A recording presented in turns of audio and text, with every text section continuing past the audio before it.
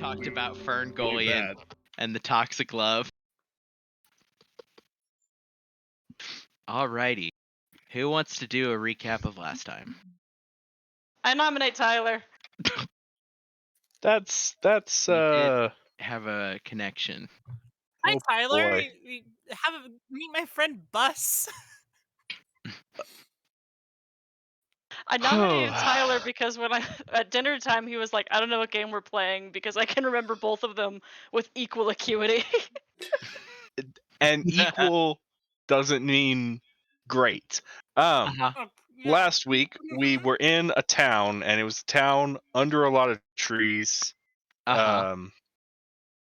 And we needed to find someone. Oh, it's the town that was stealing the kids, and we were trying to figure out how that worked.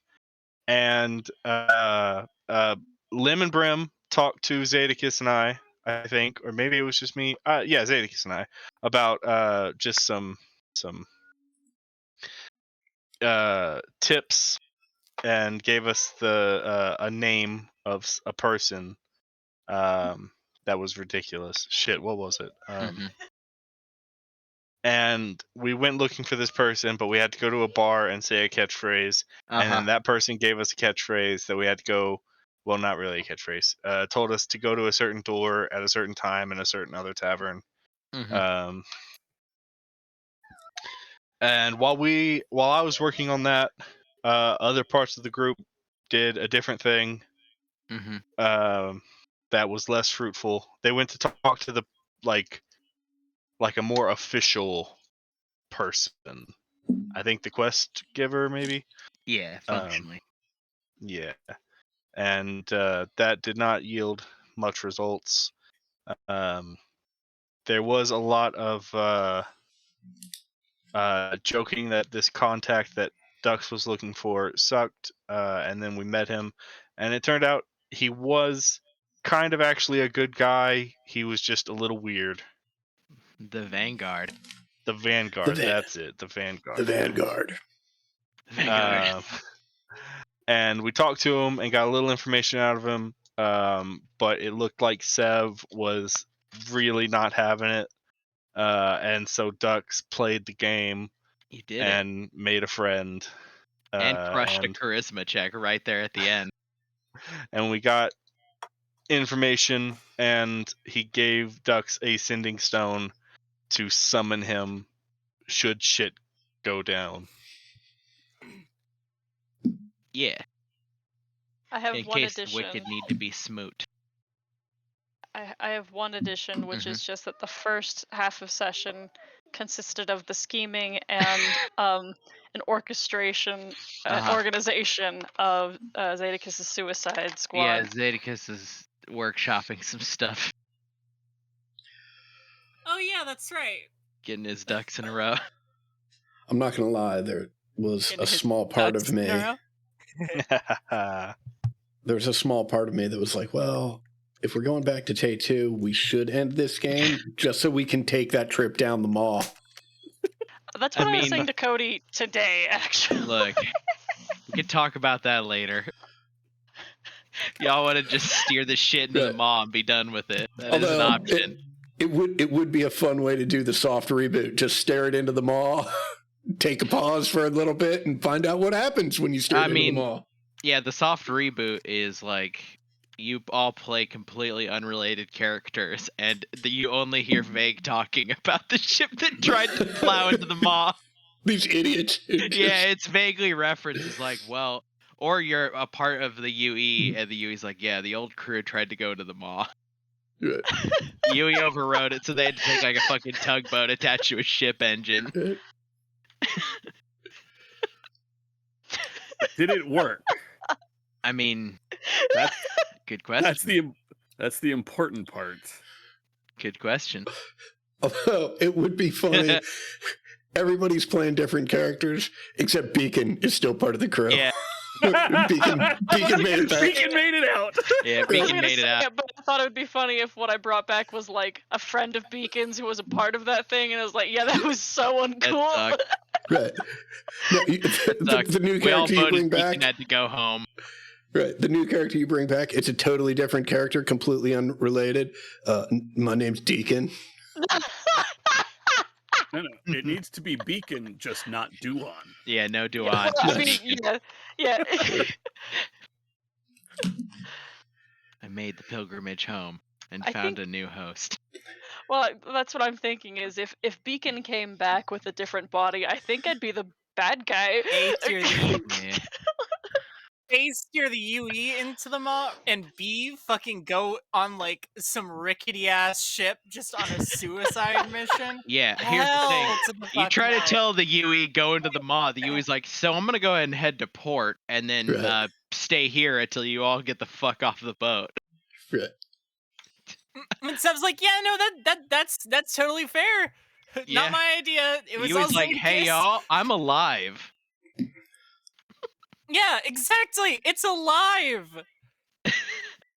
All right. The second thing is, it'd be really funny that like Sev and Beacon are the only two people that survive this, and then like Sev's just like sitting there on the UE crew, and then like the new Beacon comes through and is like, "Hey, my name is Beacon." It's still Sev's Beacon, like, yeah. "Huh, It's Beacon. new body. Cool. Who are you?" Still Beacon. Yeah, this one is better chained to my will. This one doesn't fucking fight me all the time. So that hot engineer Anyway, lady's I'm available now, right? Jesus Christ. Holy fuck. Wow. Wow. Holy shit. Well, I'm glad that was recorded.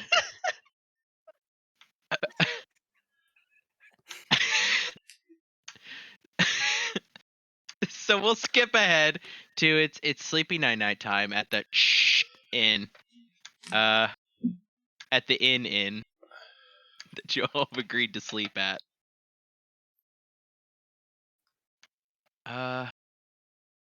Do you all like sleep in the same room or do you like rent several rooms? If y'all have the choice, you don't want to sleep in the same room as Ducks. He snores so Duck snores. loud. Don't I don't think we have quarters, do we? Do we have quarters? On the Oh, UE, yeah. Oh, Yeah. I don't know. I don't sleep down there. You sleep up in a fucking crow's nest. You wouldn't know. You have like a bunk and everything down there. You just never use it. I don't need to. But I'll share a room by sitting on the floor. Hmm. Yeah, same thing with Ducks. I don't recommend anyone sharing a room with Seth. Does Sev also snore? No, Steph does not also snore. She just is an insomniac that works on tinkering and shit. So you'll just hear like banging and welding noises all night. That's fair. Okay, so we've got one room for Ducks and Beacon, one room I'm for gonna- Sev. I'm actually gonna go out on a limb and say that those two probably room together pretty well. Yeah. That's fair. Ducks is a sound sleeper, I would assume. Oh yeah. As long as he's got a hammock. he can make do without a hammock. He Yeah, just but- prefers the gentle sway. The hammock is just the like sleep anywhere at any time kind of thing. What about Zadicus and Constance?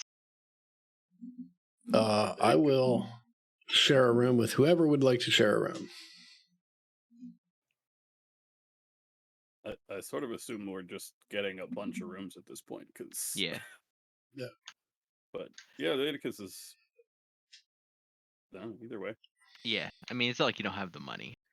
Okay, so that Yeah, I mean, evening- I sort of imagine it. Constance goes up and is like, yes, I would like one room. What's that, Ducks? Okay, I would like 2 rooms. I'm sorry, Sev. I would like 3. You know what? Could I have 5 rooms, please? Yeah. Okay, so that night, Zadicus, give me a wisdom saving throw. Oh shit! I forgot what I am doing this, but it wasn't good. Uh-huh.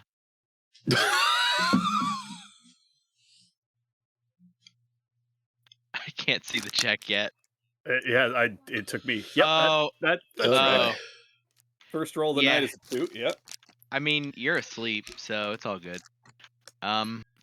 Also, Doug, give me a charisma saving throw.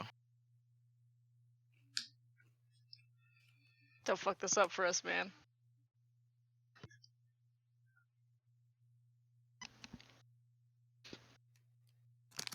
Sorry, it's taking everything a second to load.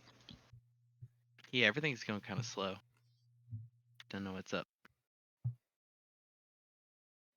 Charisma. Dux, it's a weirdly familiar feeling. You feel somewhere out in the city, that same kind of surge of power that you felt when Dina screamed down below deck. And you have a moment where you can kind of feel that it is like that it's trying to like establish some kind of connection, though it's sort of a weird feeling in your head.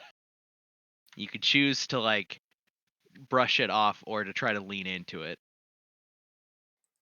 I'm gonna lean into it. I think like I'd rather not be like charmed or brainwashed, but yeah, I want to see what it is and open up a little bit.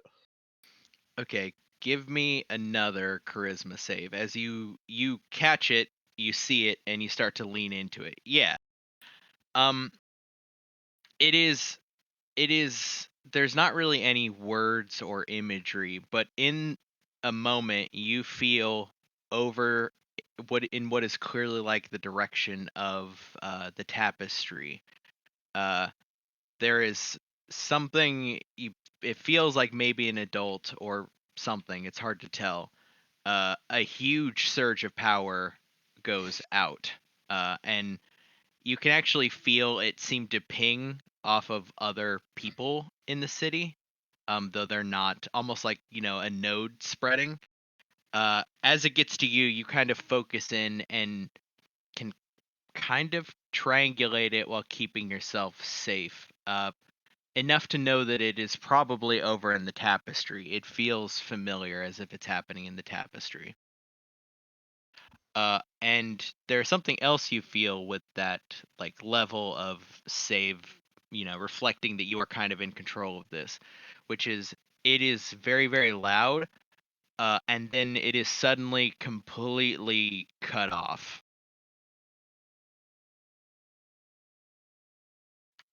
And when it's cut off, you feel whatever cut it off spread as if it's like traveling back up that like sort of ephemeral feeling of node and shutting off a bunch of the others that were like in the path between you and the tapestry. And then it is quiet. Beacon, are you awake? They are very obviously awake, sitting on the floor. Something just happened. I didn't hear anything.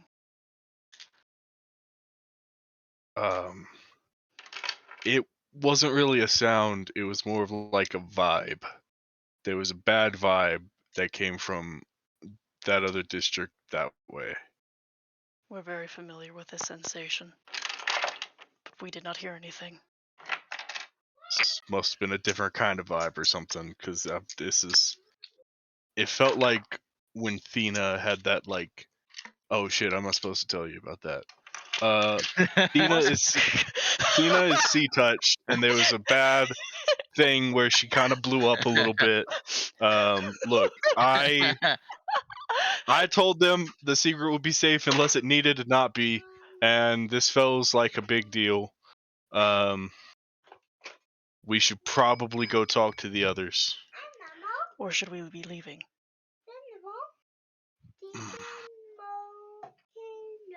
This has to be connected. This is related to those under the influence of the sea, and those are the targets of these kidnappers. Then we should be leaving.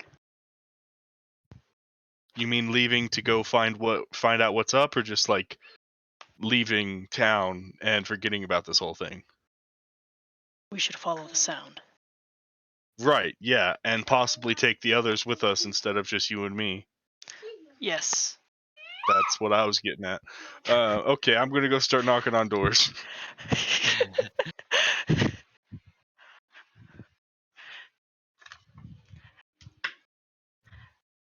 Constance! We are both very loud for a while. I don't know what rooms anyone's in, so I'm Yeah. just knocking on doors. He fell asleep first. But yeah, I will try to get everyone together and tell them what I felt, and it's got to be important. It's got to be related to what's going on. I think we need to go check it out. So we are headed to the tapestry then. Yeah, that sounds right. Very well. I will do my best to follow the feeling. Okay. Yeah, you begin to like try to sort of chase the like ghost of a vibe, right? Mhm. You're trying to figure out, and you're also guessing that if you move fast enough, what you're really trying to do is like if they're trying to go somewhere, intercept or to get to whatever the fuck is going on. Give me a we'll do another like charisma save as you try to like brute force this connection you've kind of been crushing so far. Well, oh boy, inspiration. Mhm. Still not great, but yeah, this time for the first time you feel yourself give off that like surge of power. Everybody else can actually see Duck's glow for a second in that same kind of bluish light that his smite and some of his more like, divine quote unquote magic does. And there is a beat where you can feel a very faint something that appears to be being actively like quenched, and it is some distance ahead of you in what you think is probably somewhere in between, like somewhere just outside of the tapestry. You think if you haul ass you might be able to maybe catch up to it. Then I will rush like hell. All right.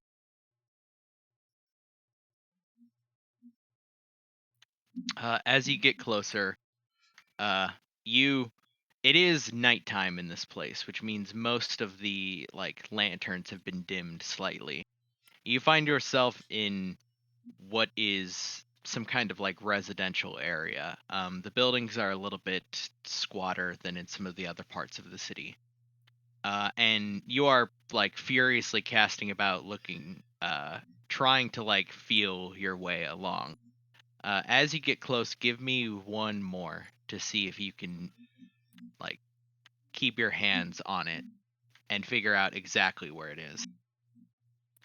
Okay. You like grind to a halt again as you let out this like it is weird for you because you're doing it purposefully for the first time, kind of like flexing this like surge of power that rushes out from you, and you feel a very faint this time very faint, but then you feel something actively like squash it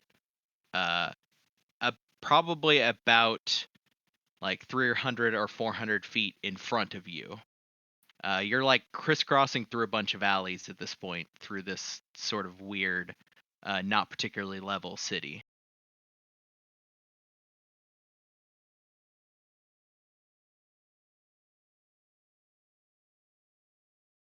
I mean, I'm just gonna keep chasing after it. I don't see anything though. I just like feel it. No. Yeah, from where you are, you're on like street level. and you just feel it in front of you. So you don't really have an unfettered view of much of anything. You kind of have to keep like dipping and dodging through alleyways. There don't seem to be a lot of like thoroughfares in this particular area. I would like to climb a building. Mm-hmm. Just Spider-Man, but leaving a lot more marks on the building. Mm-hmm. Just scramble up to the top and just start roof hopping in the direction of where it is. I'm following. Yeah, is everybody else following? Can anyone else follow? There. Yeah, no, I think Constance is stuck on the ground. All right, so Constance traveling by foot. Sev, what about you? Yeah, also traveling with Constance. Okay, Zadicus?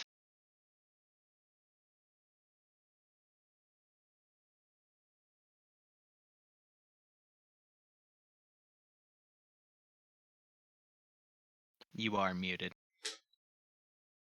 I thought I had unmuted after I came back. No, Zadicus will do his best to climb and follow after, but he's gonna fall behind. Uh-huh. He figures he'll catch up eventually. Okay. 1 second.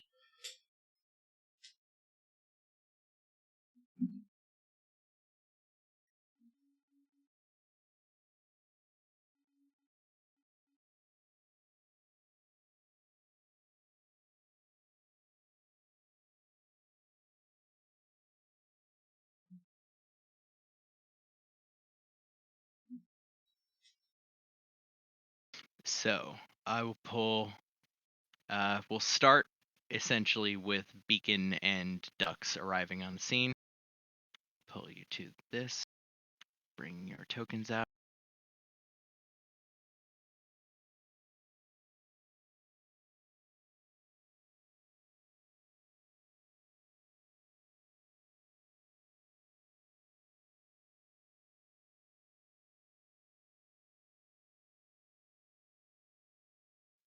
All right, you two should be on the map. Hold on, I think I dragged.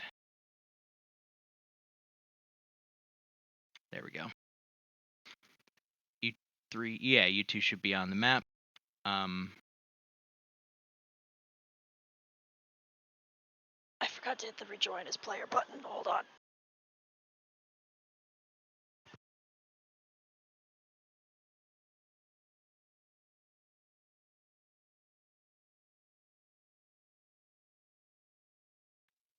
And you see technically 4 people down on the street, and in between them is a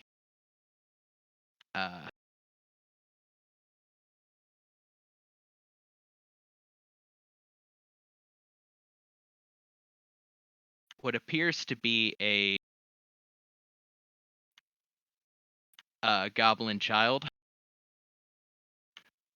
Ducks, you feel that is the one that like might have been like getting called out and getting like sort of squelched. I'll move the people that you see.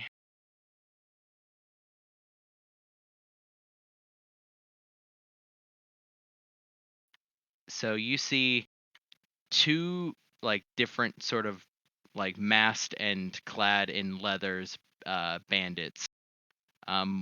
You see one that looks like it's like a slightly more specialized uniform and seems to have a spellcasting focus in one hand. And then you see what is clearly a one of the vast that has a kind of trident, and around them you can like see a faintly like humming bit of magic. And they like, I guess you're not being particularly stealthy, right? You're kind of just running. No. Fast. Yeah, no. Yeah. They see you around the same time you see them. There is a beat, and you could see that the vast one looks at you, specifically Ducks, And without saying much of anything, they all start to move into like combat position. So we will jump into initiative.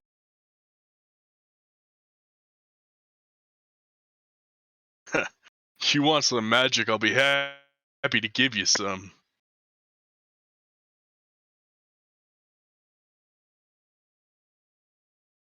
Uh-oh.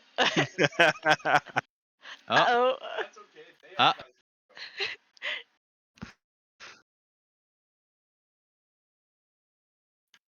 okay. I have to. Oh no.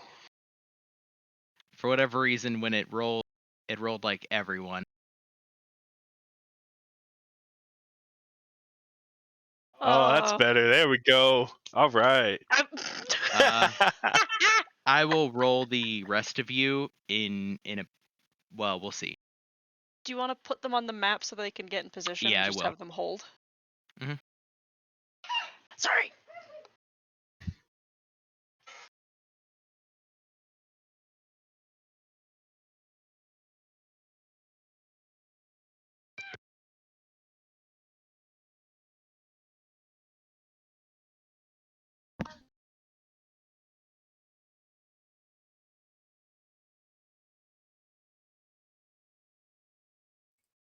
So we're not rolling initiative just yet? Not yet. Okay. Now I roll these.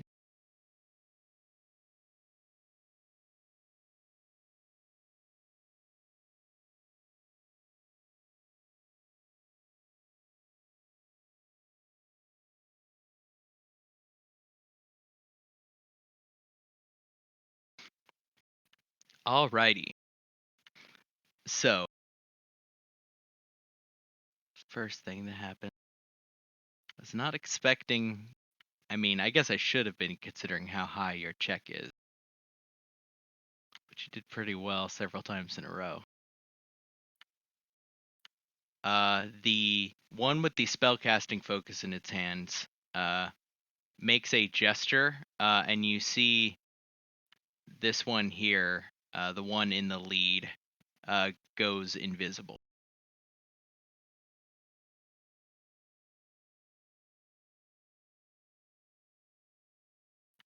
And then he kind of like runs back around here and ducks behind the wall. The next one up is this one with the mask and the kind of like would look like closer to like assassin leathers. He pulls out a crossbow and fires off a quick shot at you, Dux.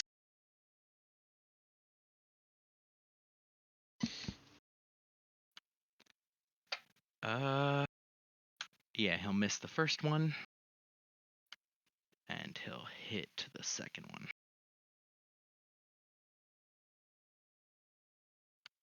For 6 piercing damage.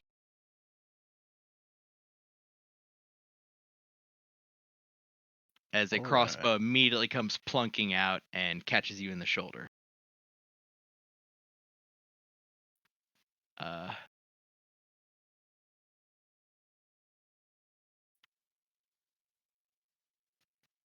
And then this one back here, like turns, looks up at you, Dux, makes a gesture, and for a brief moment you feel a very weird version of your like sea touched magic, and then out of their hands forms this like little spout of water that comes and fires at you. And it will miss. Beacon. All right. First, a bead of smoke is going to rocket to. I forgot I have a token. This place right here. And the head of the glaive is going to follow it and then swipe through this body as many fucking times as we can manage. That's Oh, I'm in the wrong. 1, 2, 3, 4, 5. Is all I Okay. can do. 1, 2, 3, 4 of those hit. Great. Yeah, That's so Unleash Incarnation and second or Action Surge. so it's a total of a lot. Yeah. 13 plus 11 plus 11. 8. Can Yeah. y'all imagine if I rolled high enough for Great Weapon Master to be good choices? Imagine Imagine. the sheer overwhelming power. But Yeah, that is it for you our turn. almost fucking eviscerate this thing. Just this fucking hacksaw as this like smoke like full on like Nightcrawler from X-Men 2, just fucking dancing around it, pulling the glaive back and forth, like slashing the shit out of it. And in case any of them give funny ideas, this guy is still within my range. That's it for my turn, though. Okay. Dux. Okay, Dux is going to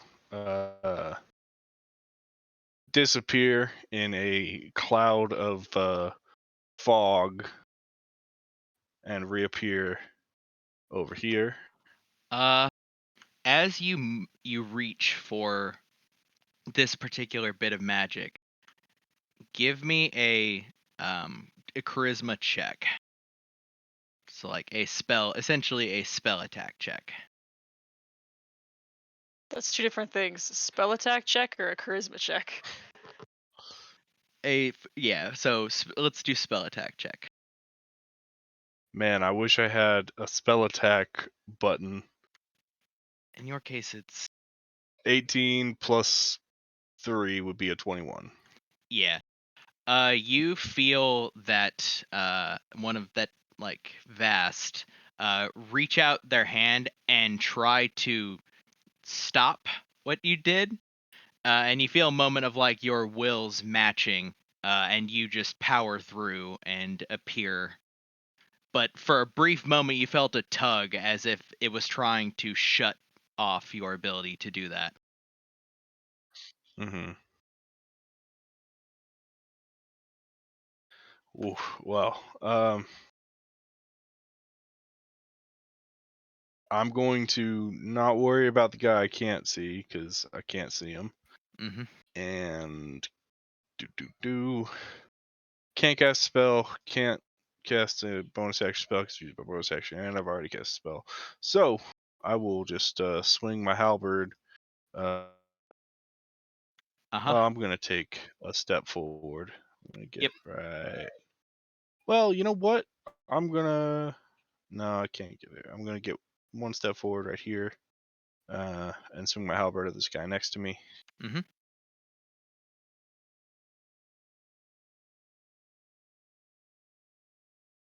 One hit, and then second swing. Gonna throw a divine smite on that second one. Nice. Okay. And that's it. Okay. A fucking chunk of this guy, as he is clearly not prepared for you suddenly appearing in front of him and swinging a halberd. At this point, we will roll the rest of you into initiative as you are running up, seeing this chaotic situation unfolding.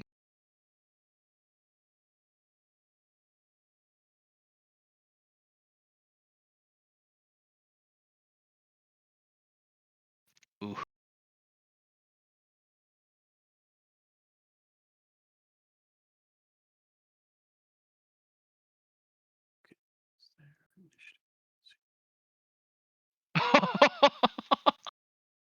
Holy shit.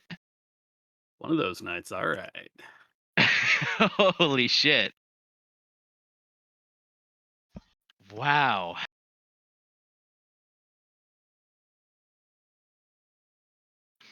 Okay. At the top. Dux, from behind you, you feel a dagger essentially, like you can feel it like the wind of it as it begins to strike towards your back as something invisible from behind you tries to stab you. Yep, that'll hit.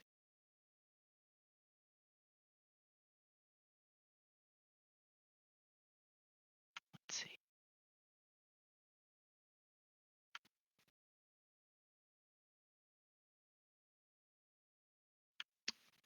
Plus 8.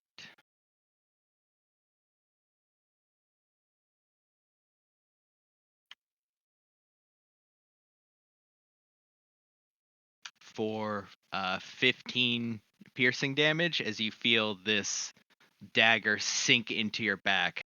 And then you can just barely feel the presence, like where you suddenly feel somebody standing behind you stab, and then immediately you can feel them back up and are gone.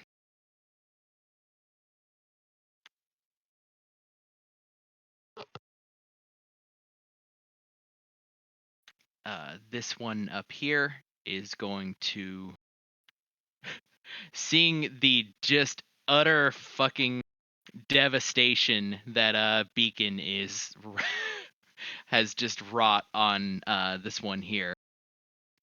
They will, let's see. They take a step and misty step themselves up onto the roof right here. And then they will, actually, yeah, they're just going to to go around the side of the this like sort of chimney fixture.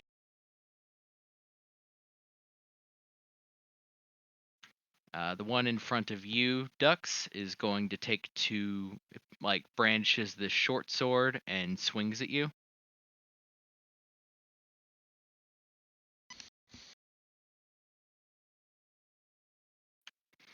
Miss. And a miss. Yeah, you get your halberd up and deflect it. Sev. It's a chaotic situation unfolding. Yeah, I can see that. Sev is going to go ahead and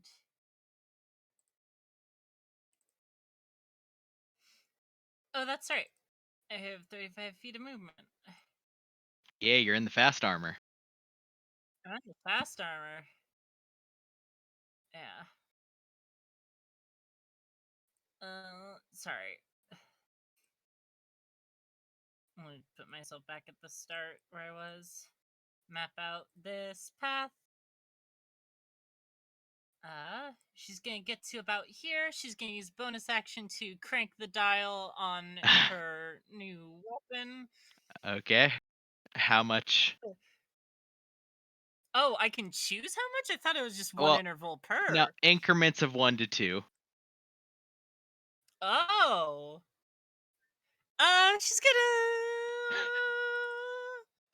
It's Sev. She's Yeah. gonna go ahead and crank it to 3. Oh, yeah, to 3. Yeah, go for it. And then she's going to dash to here. And that's going to be my turn.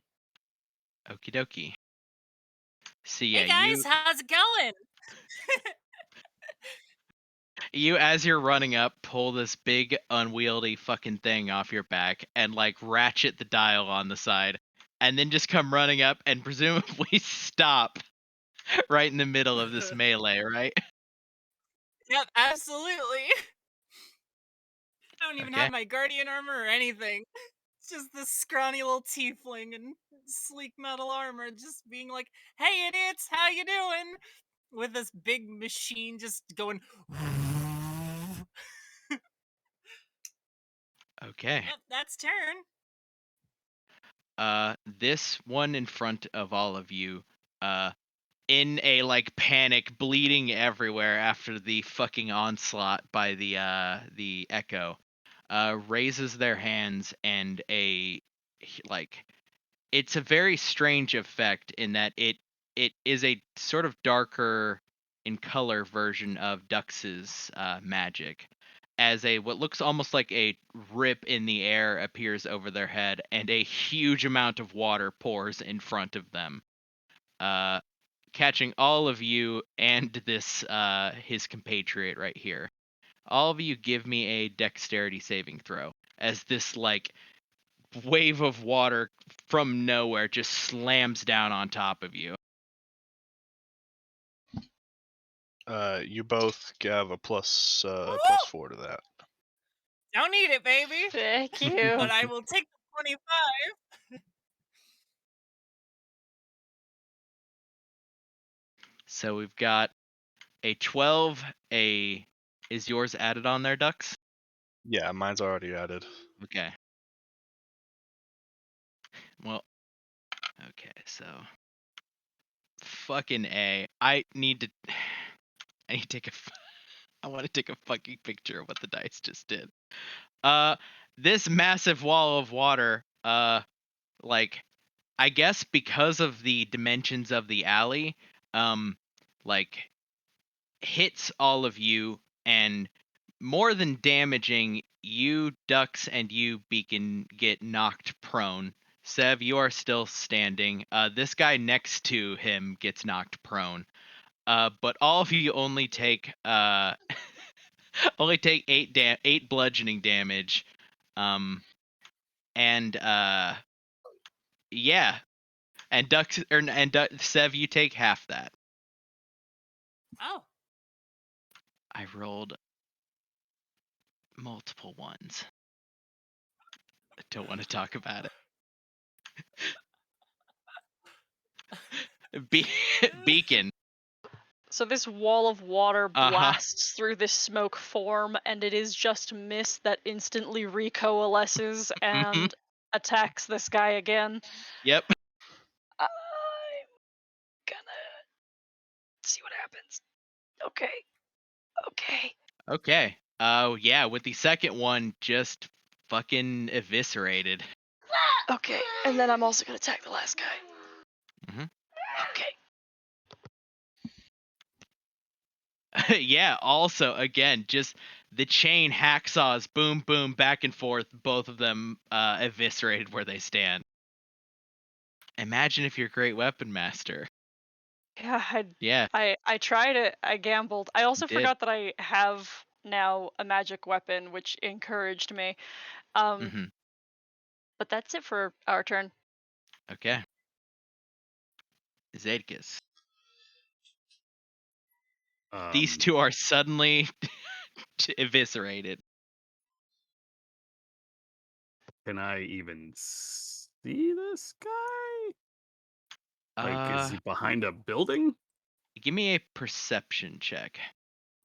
I should have probably phrased that as, do I have line of sight to this guy? You might see, like, the corner of him. If you will roll perception, yeah, you do.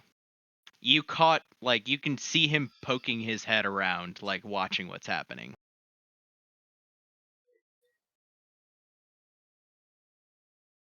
And from what I've seen, has he done anything to us, or is he just watching? He seems to just be watching. You didn't see anything he had done previously. Okay. Which Beacon and Duck saw. I will ready a short bow attack, since I don't know what he's doing, and I will just call out to... There's one more on the roof! Over there. I can't aim because I moved, so I'm done. All right. Ducks. Ducks will get a bit of a running start, and I'm just gonna move 10 feet, and then I'm going to Misty Step over here.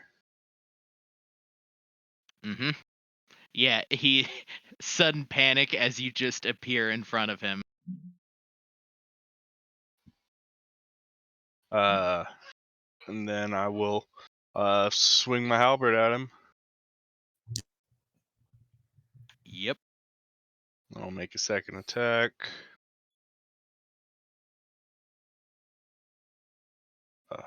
And that is it.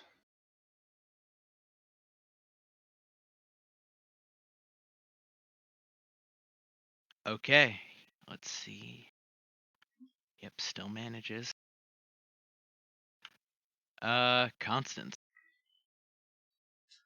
All right. Constance will scramble over to here and will... Give me a perception check as you do. Okay. Holy shit. Yeah, dice are great tonight. Wow. Hot. Holy fuck. I will embolden the bond between Beacon, Sev, and Zadicus. Okay. Cool. Yeah, and that'll be it.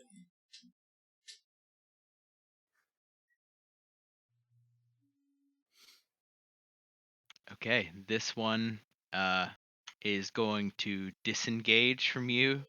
In doing so, though, it steps out into your range, Zadicus.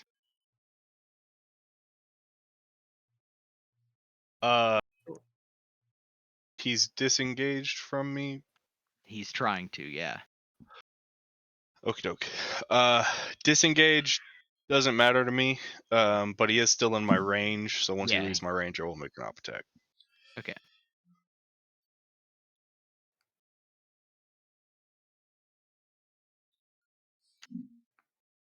That will miss. Yep. Okay, yeah, he continues trying to disengage Dux as he makes it to the end of your effective range. So 17. Yeah, that catches him. Do you stop him? Yeah, he'll take 9 damage and his speed is 0. Yep, as he stops here, as you kind of like hook your halberd out and just slash it across the back of his leg and cause him to like tumble down for a second. Let's see. Okay.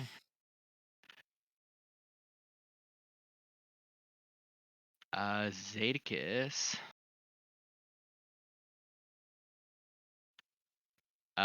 You all at once can feel you can first hear it, but it's moving very, very fast, and then suddenly feel it as something like climbs up next to you and then immediately take a stab at you, but you can't like see it.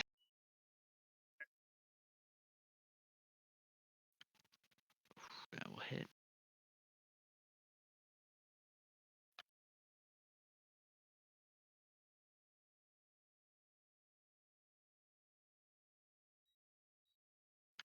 Ooh. For 15 piercing damage. Oh, doke. As a dagger like jabs you in the gut. And then you can faintly hear the figure like fall down onto like a lower level from you, and then very clearly moving off in like this direction somewhere.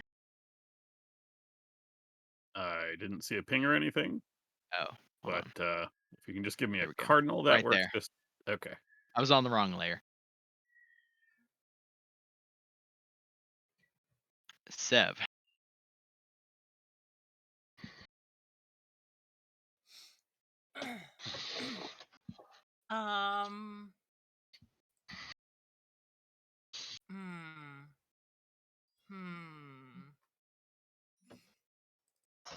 Zadicus didn't make like a noise when he got stabbed, huh? He definitely did. Oh, he certainly did. Just got stabbed for a quarter of his life. Yeah, there's a yelp.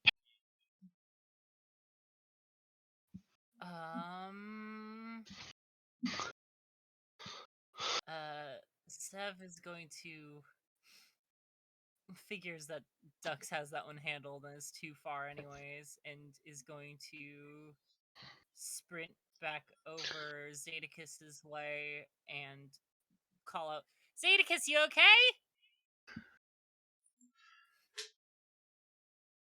I've been stabbed. There's an invisible bastard around here.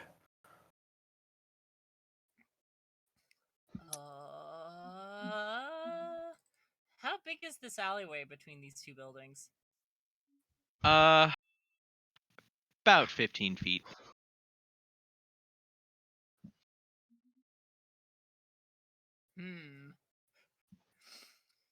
Damn.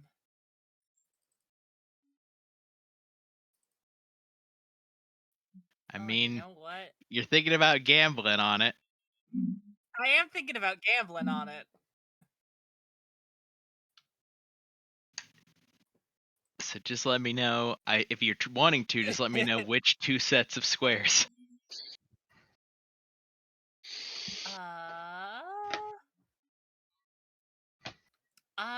I will go ahead and hit the 2 sets of squares.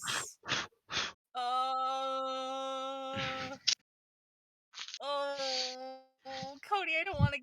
I don't want to gamble, but Sev's gonna. Gamble. Well, don't worry. You'll be attacking with disadvantage too, so don't even sweat it. You're good. Which 2 squares? Okay. I'm going to try and catch the 2 squares closest to the building, I suppose. So over here. Oh, okay. Yeah, there's a building you're by, which is like some kind of like probably water tower or something, and then there's the building. Yeah. I'll go ahead and hit these 2, like the ones closest to the directly corner. in front of you. Yep. Okay. I'll just go ahead and pull the Give trigger. me that attack roll. Oh boy. Ooh. You gonna keep that? You gonna keep that? Flash of Genius would. I don't think it'll save an attack. Flash of Genius wouldn't save the attack, but it will save it backfiring. Well, it will. So in this case, it's not going to break, but it is going to backfire. Well, it's 10 or lower, but my Flash of Genius would make it a 12. No, it's 10 or lower on the attack. On the attack. Well, doesn't the Flash of Genius make my attack a 12? Are you talking about the die roll, Cody? Yeah, does Flash of Genius apply to attacks? Can you use it for attacks? Yes. Oh, okay, then yeah, you're good. That's my misunderstanding. You're good. I'm going to Flash of Genius that. Sorry. Yeah. Okay, give me the damage then. You managed to not have it blow up in your face, though. It's fucking close. The damage would be.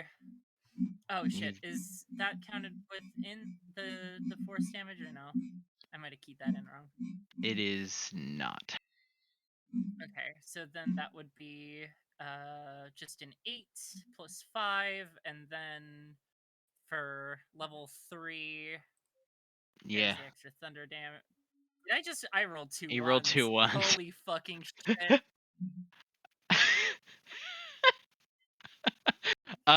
So you fire, and just this like fucking street sweeper approach. You can see the astral water force wave hit something. Doesn't seem to hit it particularly hard, but does hit something directly in front of you.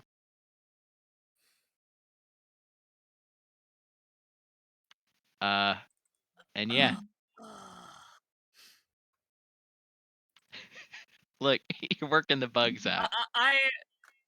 Sev seeing that it made purchase is gonna take her extra attack and fucking do it again. Okay. She's gonna pull the trigger twice. That's better. With 17, Yeah. I unkeyed So it. both barrels? Both barrels. And there's the extra. Ooh! Oh, baby! Placow! Man! Again, you can see the like wave of force ripple across this like figure in the shape of like where they should be in the air. And you clearly hit them. Like you can see them stagger for a second as the like water rushes past them. Yeah, and then she's gonna use her interaction to go ahead and drop it really quick, and that's gonna be turn. Beacon. You clearly just saw the foot. It's hard not to see Sev round the corner and then just double barrel shotgun blast an empty space in the alley, and then see roughly where the figure was standing. Does my passive perception of 18 help me at all in this instance? I think it would definitely let you triangulate that it is standing here. It may be invisible, but it is standing in this spot. Okay, so I will jump off the building and I'll take fall damage. Mm-hmm. Do you want me to roll that, or are you? You go ahead and roll it. Okay. It's probably only about 10 feet. Okay. Yeah. Okay. Oh, sorry. My son. And I'll attack at disadvantage. I did not want that on. God damn it. I mean, I kind of presumed you weren't going to attack with it on because you're at disadvantage. Yeah. Well, So I'll let you rule that however you'd like. I'll rule it that you managed to not great weapon mastering slash out at this invisible figure. Like you could see make purchase. It doesn't stop it from being invisible, but Right. it is, you definitely make purchase as your glaive passes through. That one doesn't. And then I'm going to end my turn there. Oh, I gotta make sure that I'm still within 30 feet of myself. Hold on. Okay. I gotta move this guy. Okay. That's it. Isn't your range a lot more than 30 feet now? It's a special feature. It's only when I'm using him essentially like a familiar that it works that way. Oh, okay. Yeah. In combat, I can't just have two things on opposite sides of the field. Oh, tragic. I know. That's it for us. Zedicus. You two have that. I'm going to help Dux. I will use a bonus action to aim. And I will take a short bow shot at our friend over there.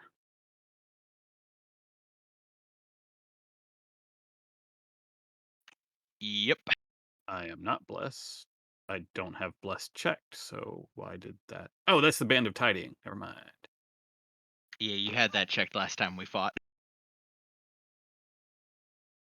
Still turn that off. But I can turn on sneak attack. Yeah, you've lined the shot up with fucking sniper precision, just plunk straight on in the head as this thing falls, or this like person falls down and like hits this kind of awning here and then hits the street. At that time, this individual here becomes visible.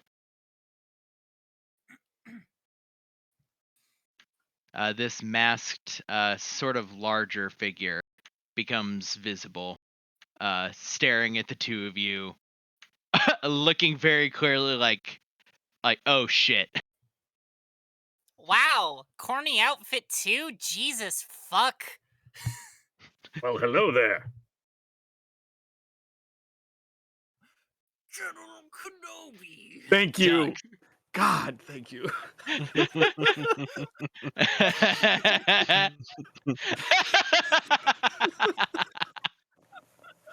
Oh, fuck. The greatest. Dux, that one just got murked right in front of you. Oh, he's dead? Yeah, he got headshot. Zedicus lined it up and just thump. Okay, I figured like he got knocked off the building because he has no movement, but I was about to just like leaping attack, roar in the air, cast a branding smite, and come down on him. But if I don't have to do that, he does have an arrow in his forehead, but you never know. Yeah, nah. Abernathy? There's one in every multiverse. I'm gonna use a spell slot to cast Misty Step now. And pop over here. And then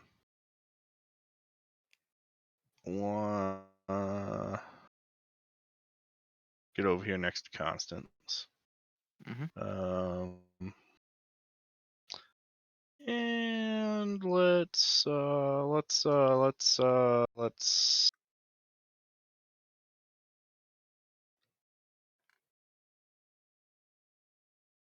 I'll just take a dash action and get up in the mix.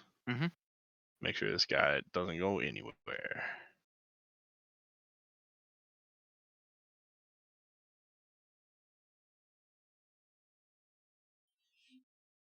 Oh, that's too far. One back.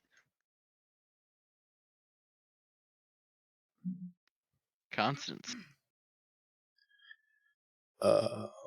Constance will just move down here, so she's got better line of sight, and will sort of shout out, "We'd very much like to talk to you. I promise my friends will stop hitting you if you agree to talk to us." Oh, interesting. Let's see. Spell save is 16. Okay.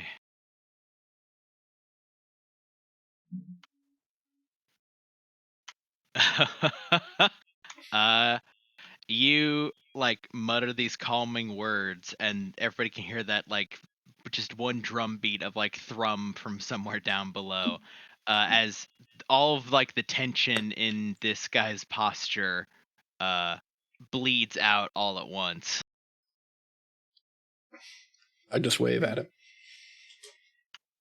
He like cocks a head at you, and then like slowly like removes his mask to reveal just it seems to just be like a normal Arithian face.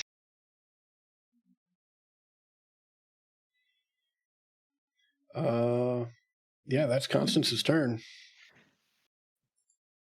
Yeah, it is his turn. He is like he seems to be confused.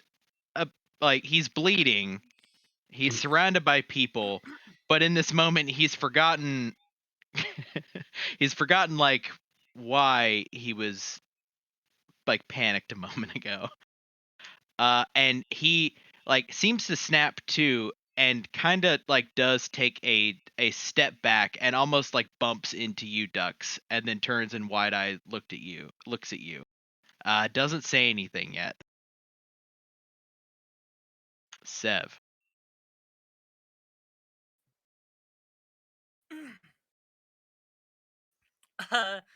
Sev is going to just sort of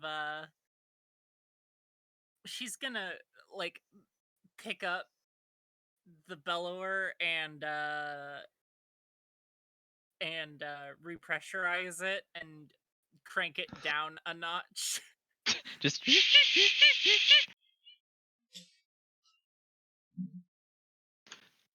okay. Yeah, and I guess she'll just move over here closer to Beacon. Beacon.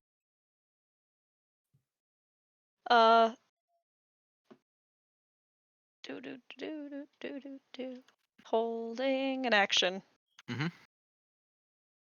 Yeah, I'm assuming right here, once we get back to Constance's turn, if nobody does anything, we'll exit combat. Unless actually it's a minute. So yeah, we'll exit combat and go into like bullet time conversation. But allowing for the setup, because you've clearly got this guy locked in place. Zadicus. I will take the time to climb down.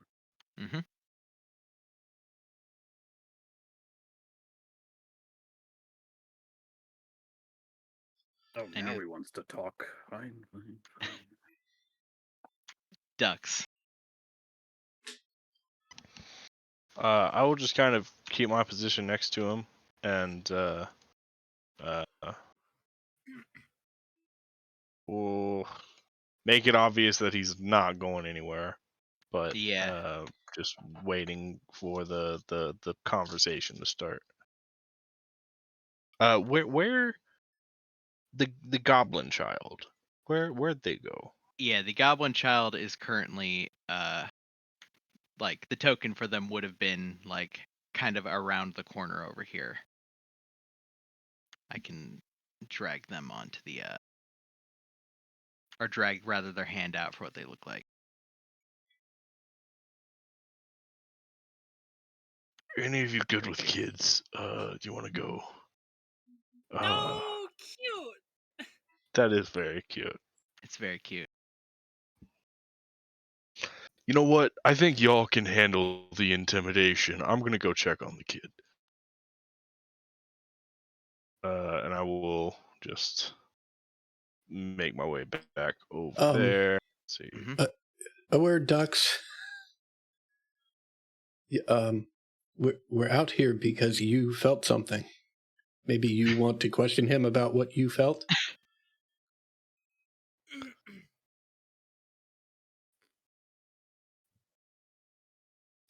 That is a very good point. That is a very good point.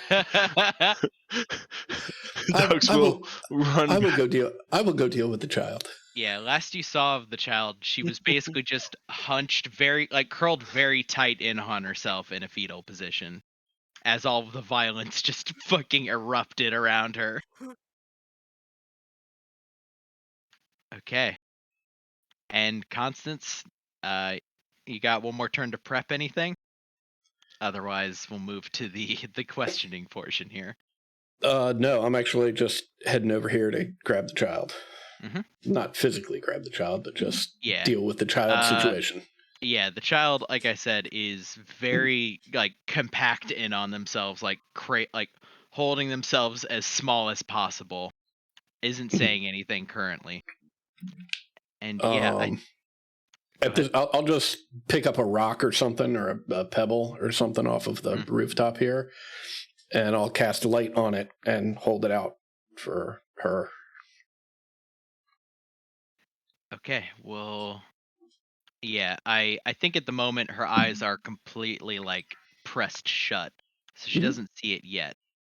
But yeah, this guy down here is looking around, and you can see the confusion, and his eyes keep straying over towards like the corpses over here, and he seems to be like trying to remember something or trying to like gather something, and he says, "Yeah, I gotta go. I'm gonna go." No, I don't think so. Hired you. I gotta go. I think. Well, I mean, of course, I understand. You got places to be, other kids to kidnap. Tell me, what the hell were you? Who? You were stealing a kid. You were gonna steal a kid? Is that right? Yeah. Yeah. Dux just like punches him in the face. Just not like trying to. I'll probably do some damage, but not trying to like knock the guy out. Just you're stealing kids, and I react suddenly to that. FYI, I'm pretty sure that's the end of calm emotions. Oh shit! Yeah. Kicks ass. So you I assume just reach out and deck him, and you could see the moment as this like weird apathy he's having breaks. Again, move into bullet time. You're seeing it first. Yeah. I want to just try to grapple him real quick, if that's possible. Yeah, give me a athletics check. As you're the nearest one. You're right here. You're seeing the fear enter into his eyes again after this apathy. Oh, balls. Flash of genius. Held actions and stuff as well. Flash of genius. Flash of genius. Okay, you want to use Flash of Genius? Yeah. Sure do. That adds 5. 4. 4. Uh-huh. Oh I no! don't know how to rule. Take my inspiration. That'll do. Okay. There we So go. with Flash of Genius, That'll that do. well, Flash I mean, of if you Genius. want to use Flash of Genius still. Yeah, either way, you're good. He at this point, like, as it seems to be like compounding as you like grab him and like put him into a headlock, he has dropped his dagger to the ground and he's reaching up over his shoulder to try to get out a sword, but can't quite reach it. He's like, fuck, as he's trying to get loose. Oh man, you really fucked up now, didn't ya?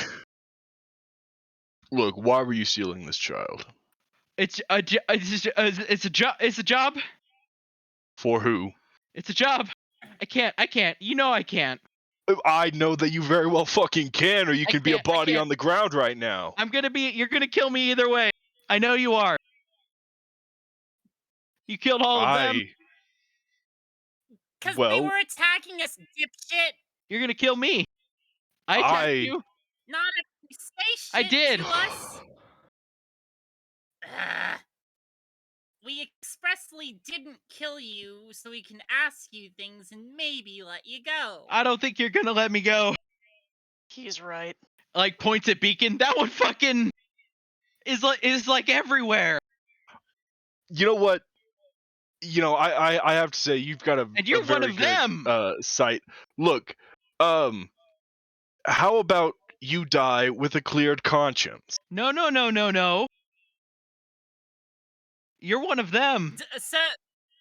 Sev will walk up and put the barrel of the shotgun like to his cheek. You can die with a clear conscience or a clear brain cavity. Your choice, bud. You like, hear from head- off in the distance. Please don't destroy the head. Look, you can tell us and maybe convince us to let you live by being forthright and honest, or we can kill you and my friend over there can ask your corpse what we need to know. He looks around at the rest of you and goes, do you know what he is? Like, and his head is like swiveling around to look up at you, Dux. Stronger than you. You know, you don't know, do you? All right, then what is he? He's one of them. No, be more specific. They're sea-touched. Yeah, and what does that mean? My trigger finger gets a little twitchy when I don't get the answers. You haven't seen it.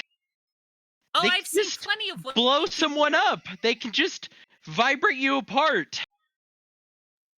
Dude, I can do that. You want to watch? No reason to steal a kid. Now, why are you stealing these kids and for who? Whoever. So give me an intimidation check, Sev. I think Dux, advantage please help me. contextually. Like. Yeah, I mean, Yeah. I can definitely be giving the help action. Or Dux That's- can give it, and you can give the help. This is action. definitely Kinda- something I'm proficient in. Yeah. Do you want to do it, and Sev can help? Either Sure. one right Yeah. now, contextually. Yeah, I'll help. Yeah, he stares directly into the barrels and then looks up at you and slumps and says,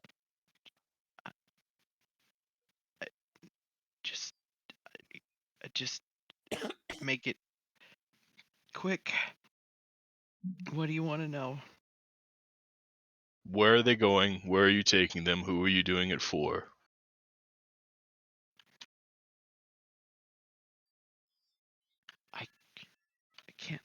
I can't tell you where they are because it's not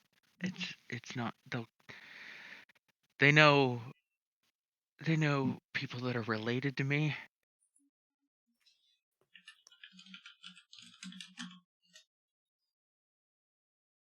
Unfortunate for them. Well, We'll it get was there a conscious quick. decision that you made. Yeah. trust me, we're gonna take care of them. If any of their chumps are like you guys, it'll be done by nightfall. It don't I I'll tell you who they are. I'll tell you what they're doing. I'm not, and then just don't say who you got it from. And when you kill me, I don't even know who the fuck you are. Yeah, the like level of fear like ramped up. He's like, we're called. Those of us that are hired by them are called the Special Inquiries Division.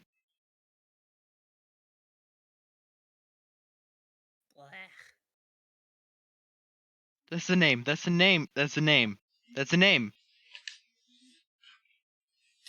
We get those like you. We get those like you, and we take them. And I don't know where they go. That's not my job. I mean, you have to. You take them somewhere. Like, that's I'm not my saying job. that you get them to the end. You get them, and somebody else. And then what them. happens? Somebody else. Where do you meet someone else? Like looking into again the 25 being a very high check carrying over. He looks into your eyes. It just says, they're in the financial district.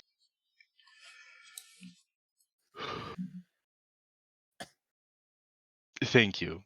Can you be any more specific?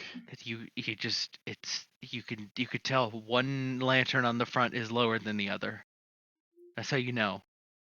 Fantastic. And Dux is gonna choke this guy out. Yeah. I think like from your position, it is slow and brutal looking to everybody else standing around as he's fucking like trying to like scrabble at his neck. And Dux, like, you're bigger and taller than him, so you just lift. No, luckily the child is over there with their eyes closed. Yeah, I was about to say she's around the corner. Her eyes are closed. She hears some stuff, but don't worry about that. Dux, you are taller and bigger, and you do just lift him up off the ground and choke the life out of him until at last he stops breathing. Yes, and my name is Constance. We are here to rescue you. We are very gentle. Okay, there was a man screaming over there. Is it one of you? Is it one of you? Yes. Okay. One of the people that took you stabbed my friend. I'm sure it was my friend who was screaming. Okay, my name is Zeta. Hello, Zeta. Yeah. Would you like to see something silly? Okay. I will call out my tentacle right here, and I will stand next to it, and we will do a synchronized imitation of like the inflatable tube man. Yeah, you have give me a performance check, like we did before.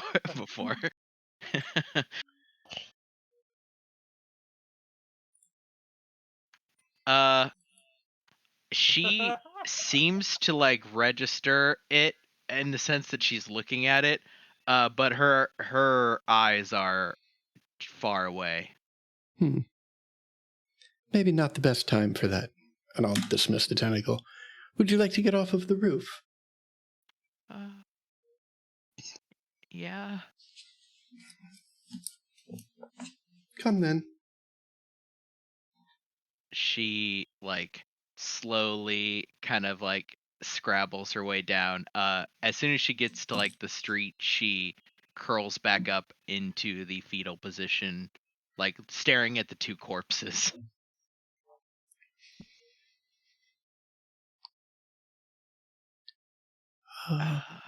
Where should we take you, Zeta? I don't know. Do you have parents that live here? At that you see like a like stricken look crossed her face. Mom?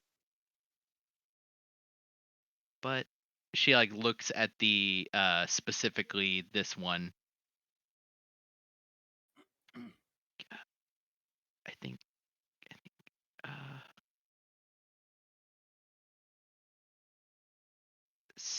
thing happened. Oh. Yeah. I'm sorry to hear that. Perhaps you should stay with us and we can keep you safe until we all decide what's best for you. Did you kill who? You killed him? You killed him. Points at the Vast. My friends killed everyone that tried to take you. Okay. Then okay, I don't... What do you... Where... Okay. Like, she slowly gets to her feet, and takes a step, and then is immediately, like, kind of hesitant around walking around the corpses, but, like, very slowly, like, pads her way through. She seems to be wearing, like, some kind of, like, sleeping shirt, but otherwise is barefoot. I will extend my gloved, air quotes, hand for her to hold. Yeah, she reaches out and takes it. And now that she is, like, moving, she just looks kind of shell-shocked. Mm-hmm.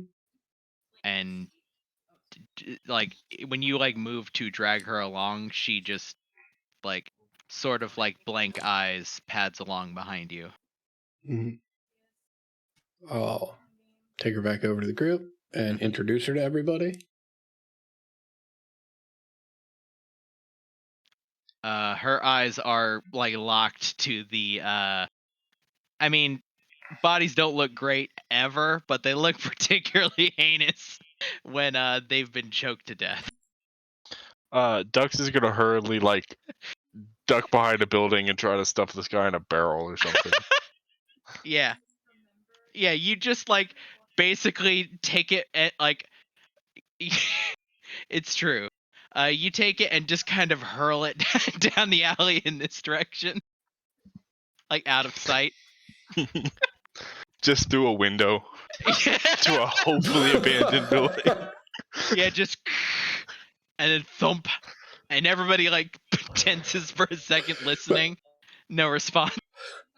I fucking love that. Oh yeah, just it's hopefully abandoned. Like, I'm not even going to go through the effort of, like, I'm just hoping. It's fucking great. It's gonna suck for somebody. Yeah, Constance is going to head back over here and check these corpses for anything of value, either monetary or information-wise. Okay. Give me an investigation check. Mm-hmm. Oh, this is going to be great the way my dice are going. Hey, that's not bad. Okay. So you find, like, this one here has a dagger that when you look at it is, like, glowing faintly with a kind of sickly green light. Mm-hmm. This one here, this member of the Vast, you find a number of, like, spell components in pouches around their waist. Obviously there is the, like, trident that they were holding that they have dropped, but that just seems to be a trident. Below the kind of like, scaled armor they wear, you find a holy, like, must be some kind of, like, holy symbol on a loop around their neck. I'll take the holy symbol just in hopes of matching it up to others potentially later on. Yeah.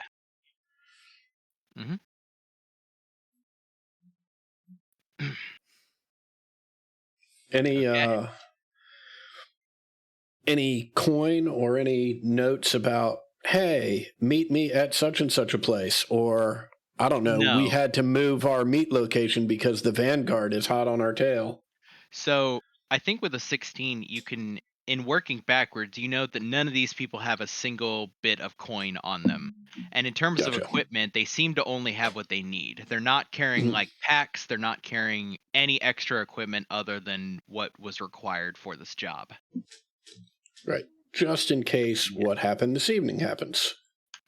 Exactly. That is I think, yeah, you put together, like, Yeah, this is a conspicuous lack of normal shit you have found on bodies before. Right. Yeah.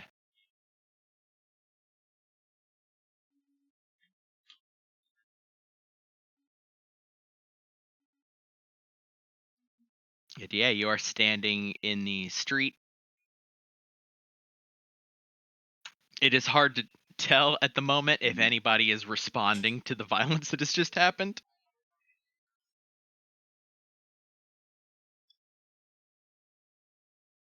What do you all do? We should go to Perhaps this it is. place where the lanterns are not the same. Oh, Shouldn't we agreed. take care of the kid Oh. first? Right. Perhaps we could take her back to the ship, introduce her to Lim and Brim and Thena, if she doesn't have anywhere else to go. Information, Zadakis, that you and Beacon have is that Vev was setting up some kind of quote-unquote safe house, but you haven't checked back in to see the status of that. Yeah, we spoke to them earlier today. So. Mm-hmm. And didn't Vev say that they were? Oh, well, I guess Vev said that they weren't meeting them at the safe house, but they were meeting somebody sketchy. Yeah, the concerned citizen meeting is slotted for, I guess it'd be today in terms of time, but tomorrow in terms of if you still count this as being the previous day.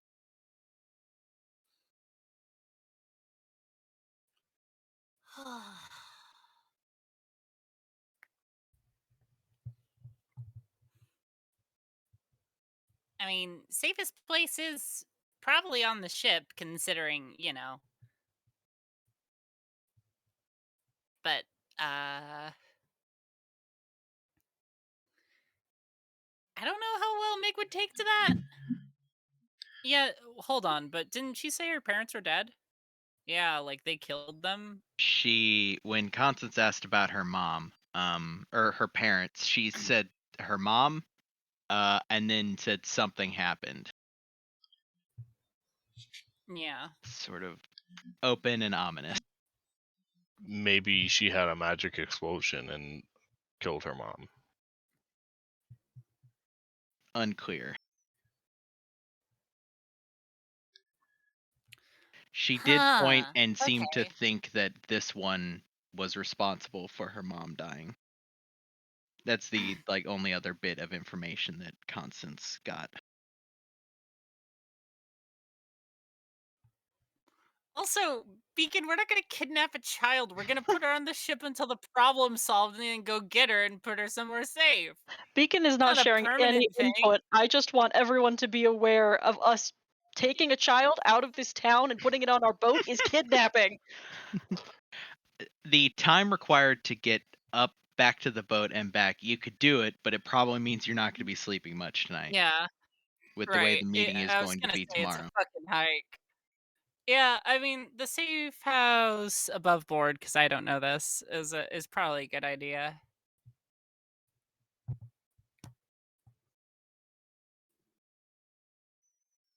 Perhaps we should contact the Vanguard.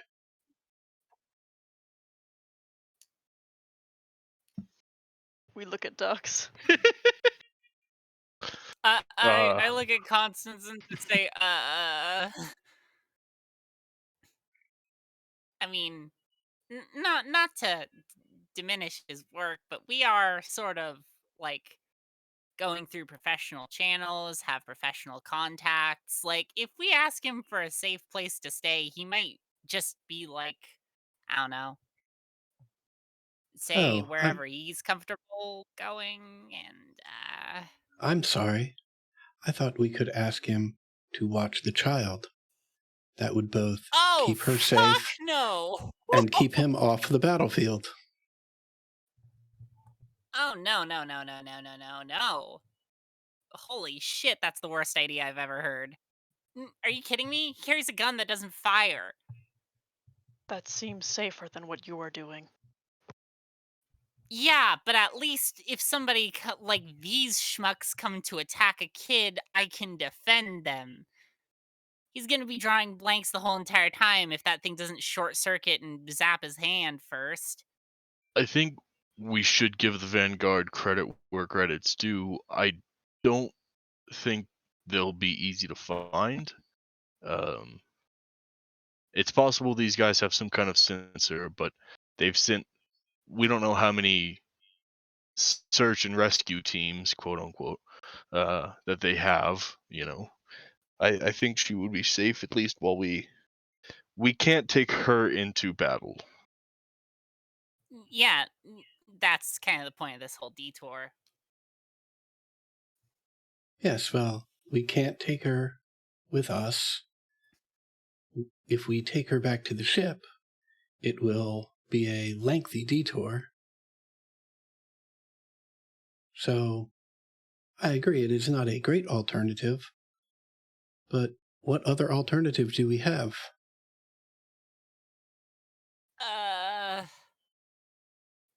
I mean, there's nowhere in the city that we know of. The Vanguard. Other than him. Well, the Vanguard knows the city better than us, so even if we're not comfortable leaving Zeta here with the Vanguard, it seems that would be the individual that would know where we could find a safe place.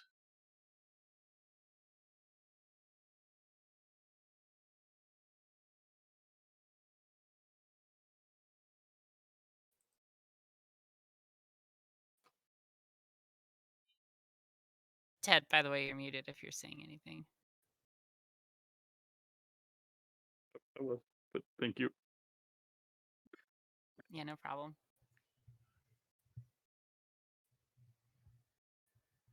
We have to go. Yeah. So, I'll suppose I'll go in order then. Firstly, Dux, do you contact the Vanguard? I mean, unless like, I will wait until like the party is in consensus that that's the right thing to do. Mm-hmm. But if so, then yeah, I'll ring them up. I suppose in the short term, where are you going from here? What district was the Vanguard in? This one. And it's relatively near to you. It's in the Tapestry. You're kind of just outside the Tapestry. Okay. Yeah, like maybe we head back towards like that inn and just try to like be inconspicuous. And then contact the Vanguard. Yeah. We need to get away from the scene. Yes. Yeah, no, we should already be going. Everybody can give me a perception check at this point. Oh boy. Turns out the Vanguard was there the whole time. Yeah, no. That would be convenient. Yeah. Oh, no No, advantage. that would be hilarious. Beacon, you can hear what is like probably for some reason you just have a flash of like inhuman hearing for a second. Oh, and Inhuman, mostly sure. yeah, mostly you can hear the like thrumming on the ground of several footsteps, several different people seem to be sprinting in some kind of beeline towards your location. Okay. Mhm. We start walking in the opposite direction of that. Yeah. I mean, luckily going towards the Tapestry would be the opposite direction. Yeah, we don't even say anything. We just walk with purpose in the opposite direction. Oh, we lost Craig. Yeah, I got it. Mm-hmm. Beacon, where are you going? We were just discussing what we should be doing next. We're being pursued. Oh, shit. Yeah, they have the right idea. Oh, Craig is dead. Yeah, uh-oh. Huh.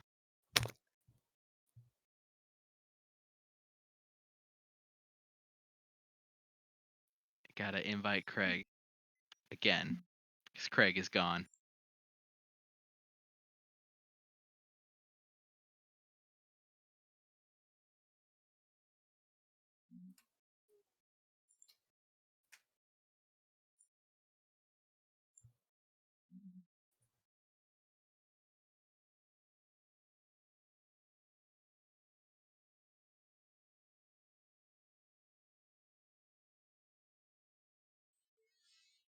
Let's see. Now recording. Thanks, Craig. You let me down, but this is probably because you're Geark. Secretly. Okay, you go back to the inn where you met with the Vanguard. Do you contact him on the way or when you get there? I think we'll get there first. Yeah, there's not anybody in the actual like tavern area, but the same kobold is like currently kind of dozing at their little kiosk by the stairs, and snap to as they look up and say, "Yeah, oh, it's you again? Yeah, could we get a room? Yeah, Maybe near the room we were in before. Just go back to that one. I don't think he's here, but you know, who the fuck knows? Mm-hmm. Yeah, just go." Very well. Yeah, you you go up up to the room, and it is currently empty. It looks like it is more or less exactly how you left it. Yeah, once we get up there, I'll pull out the sending stone, and send a message to the Vanguard. We require your assistance. We have a chick in the nest. I repeat, chick in the nest. Same nest we met before. Yeah, you get back a very succinct, "I will be there soon."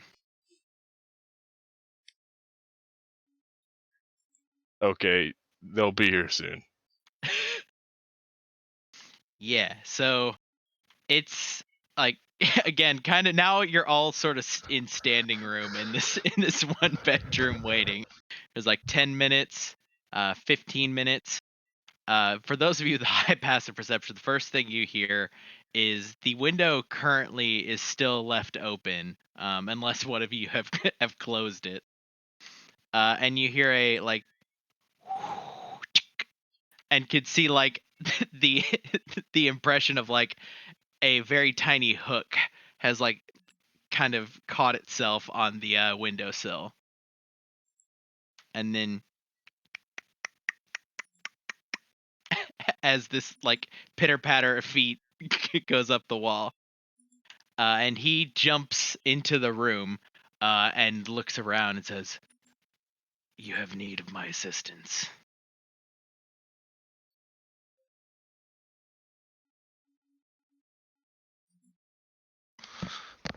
Sorry, I didn't catch that.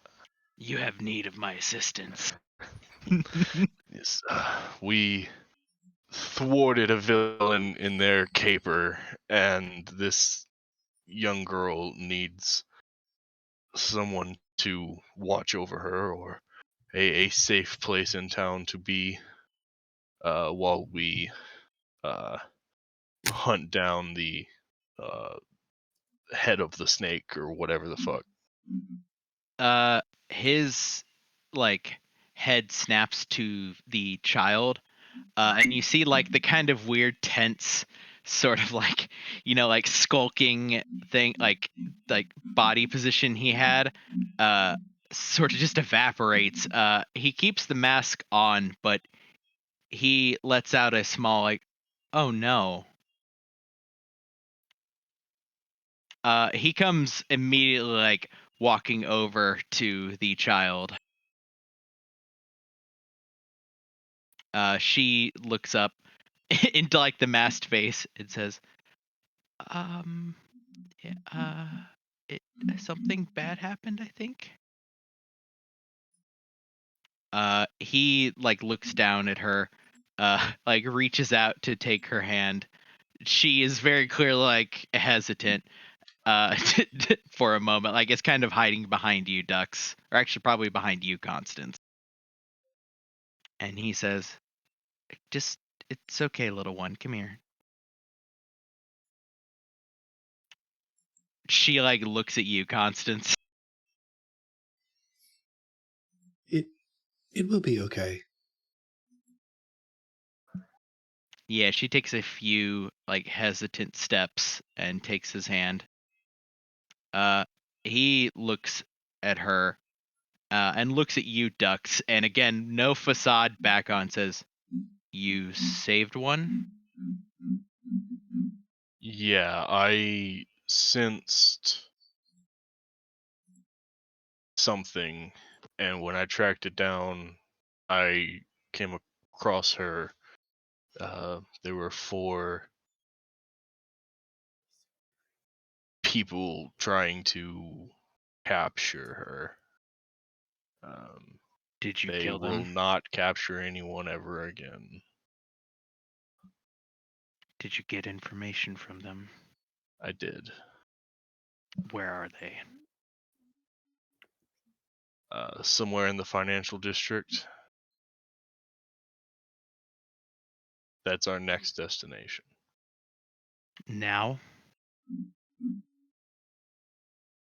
He looks to everyone else. We should probably be more prepared.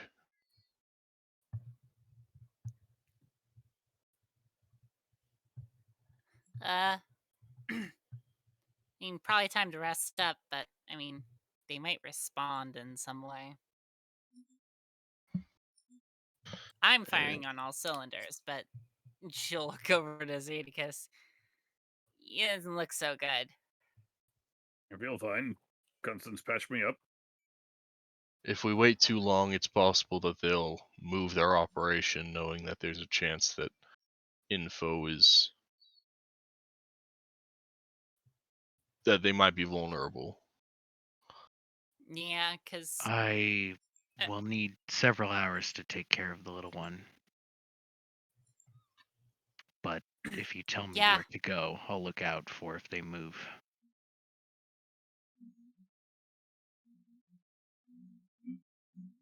All we know is a location in the financial district with 2 lanterns offset from each other.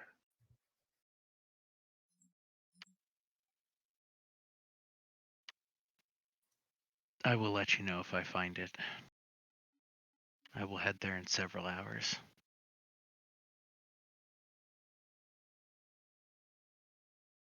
Do you, the rest of you, do you think, should we take a long rest or should we just recuperate and set out quickly? What time of night is it? Because It's probably around 2 in the morning. The only other like outstanding time obligations is the meeting with the concerned citizen is slotted for around 9 the following morning. Well, a long rest from now is 10 a.m. So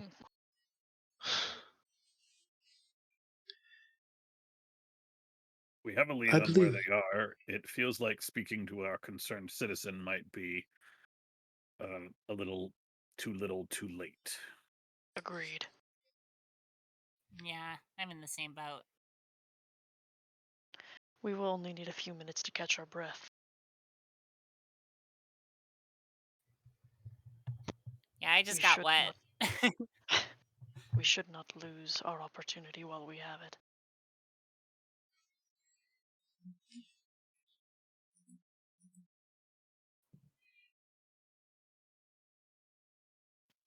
The Vanguard like sort of gestures for the for the little girl to like get into a like piggyback position.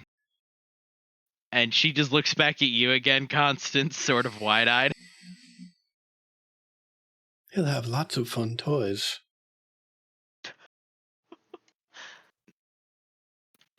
He like glances down. You can see his eyes like through the holes in his mask. And he says, "It will be okay. We have to go now." She nods and sort of climbs up onto his back. He like sort of fixes her into place with a couple straps, and like takes a step up onto the windowsill and turns back to look at you, Dux. You plan to kill them in the morning, then?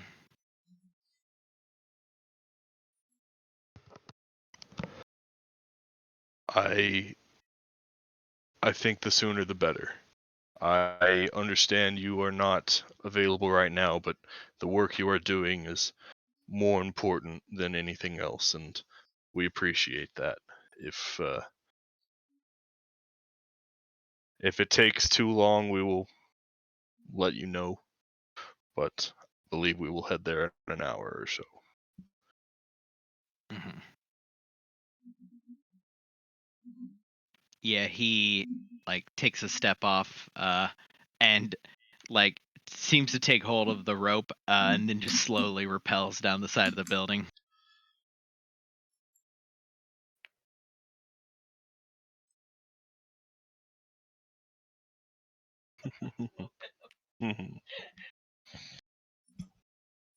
So, what do you all do?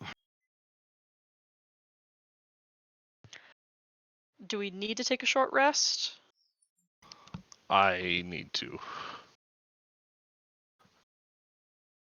Okay. Short resting. Yeah, I could stand one. Short resting. Short resting. I'll take that action surge back. Yeah, before the short rest, I will harness divine power and regain a spell slot. Let's see. And I'm being cheeky and using my second wind instead of hit dice. Look, resources is resources. And I think we will call our 15-minute break there. That's a good spot. Yes. Meet back around 9:30.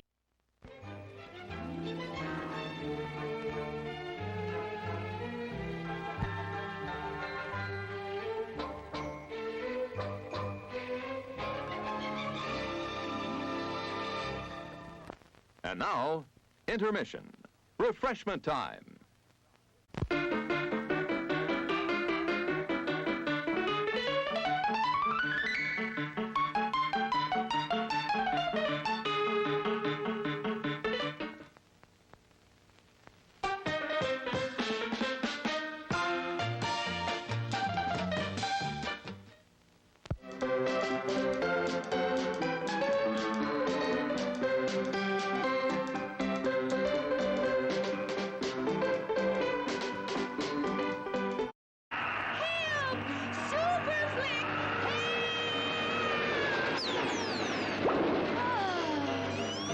Sure is great being on a drive-in watching Super Flick and eating all this great food. This flick is making me hungry. It makes me want to flick my bick. We should have gone to the drive-in where we could eat and flick to our heart's content. Well, what are we waiting for? Well, come on then. I'm going to have a pizza and popcorn and ice cream. And I'm gonna have a burger with fries and a soft drink. Yum, yum, yum. This was a great idea.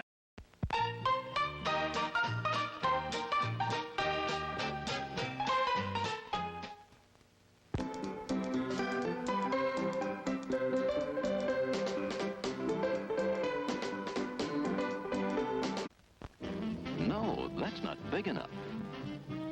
No, that's not big enough either. That's more like it. We're delighted to have you with us, and we extend a cordial welcome to you. We've lined up the top stars from Hollywood and from all over the world to entertain you on our giant screen with the new, colorful motion pictures you've been hearing about and reading about. To add to your enjoyment, We're all wound up to bowl you over at intermission time with live wire service at our snack bar, where you'll find a tempting variety of favorite foods and beverages. Your continued patronage is very, very welcome.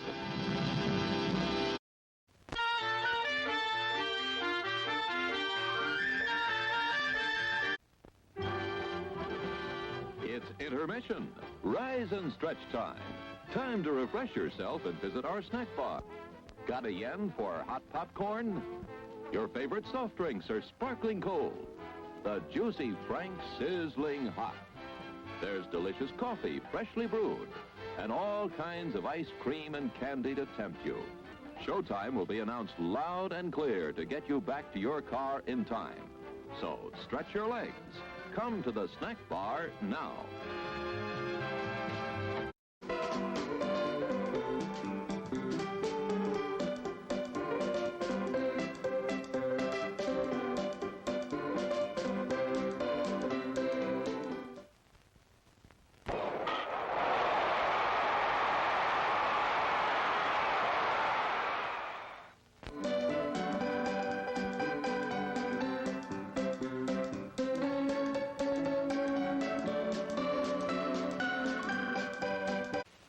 Sparkling soft drinks. Steaming hot coffee.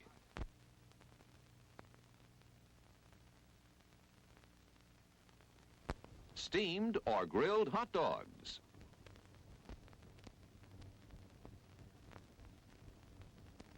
Crispy hot fresh French fries. How about a pizza? None better anywhere.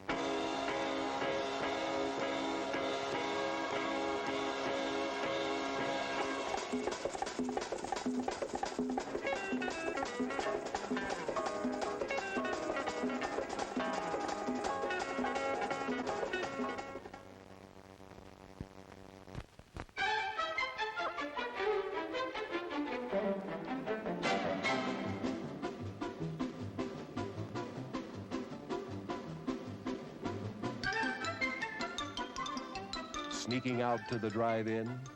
Why not take the kiddies along and save the expense of a sitter? Everyone enjoys the drive-in.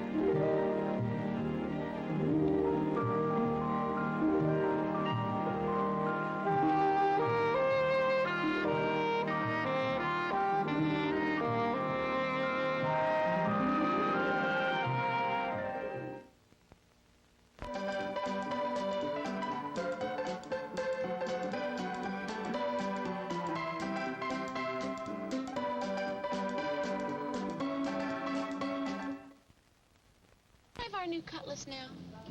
Sure handles easy. Drive happy. Cutlass can make you a little drive happy. I forgot to get the newspaper. Glad we ordered these swivel bucket seats. Yeah, in case I get to drive someday. The Cutlass S, Oldsmobile's sporty fastback at a price that's less than you might think, to help make you really drive happy. Drive happy. Can I drive now? Take a good look at Clyde Garfield's Cadillac and Oldsmobile dealership, and then take a drive in a new Oldsmobile, Cadillac, or one of the fine used cars, serviced by Clyde's 21 factory-trained personnel and expert craftsmen. Cadillac and Oldsmobile means the very best in automobiles, and Clyde Garfield is the best in dealership and service. Clyde Garfield's Cadillac and Oldsmobile, New England Automobile Village, Route 3, New Hampshire.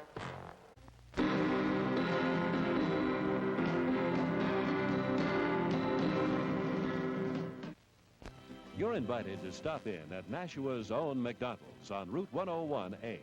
You'll find McDonald's high-quality, fast service, and reasonable prices. Also, visit McDonald's at the Drum Hill shopping area in Chelmsford. Treat yourself and the family at McDonald's soon.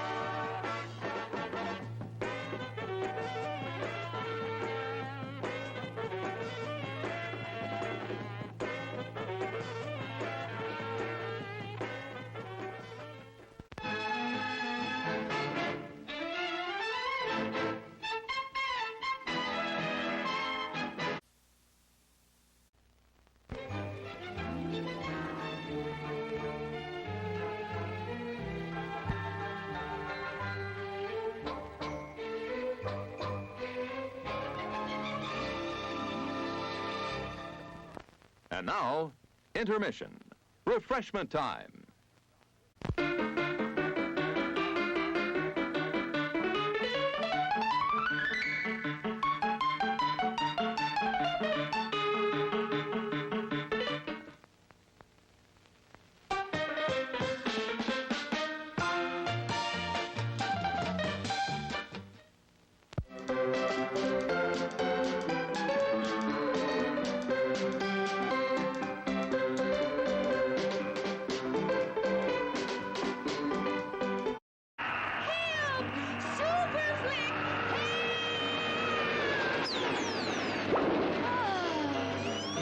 Sure is great being on a drive-in watching Super Flick and eating all this great food. This flick is making me hungry. It makes me want to flick my bick. We should have gone to the drive-in where we could eat and flick to our heart's content. Well, what are we waiting for? Well, come on then. I'm going to have a pizza and popcorn and ice cream. And I'm gonna have a burger with fries and a soft drink. Yum, yum, yum. This was a great idea.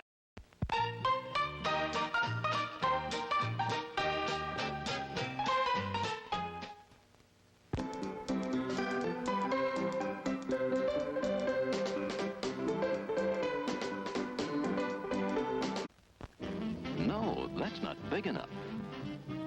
No, that's not big enough either. That's more like it. We're delighted to have you with us, and we extend a cordial welcome to you. We've lined up the top stars from Hollywood and from all over the world to entertain you on our giant screen with the new, colorful motion pictures you've been hearing about and reading about. To add to your enjoyment, we're all wound up to bowl you over at intermission time with live wire service at our snack bar, where you'll find a tempting variety of favorite foods and beverages. Your continued patronage is very, very welcome.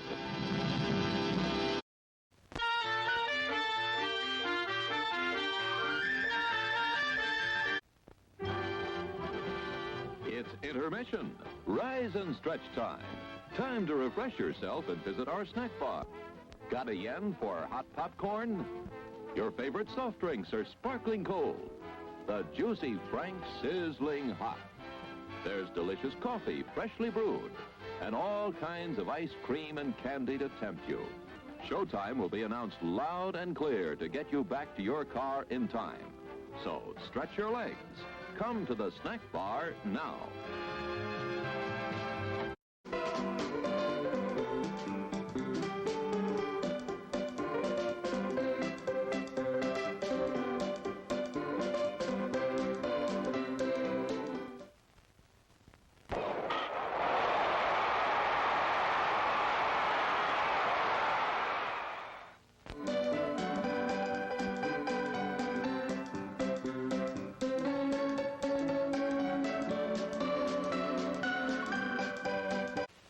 Sparkling soft drinks. Steaming hot coffee.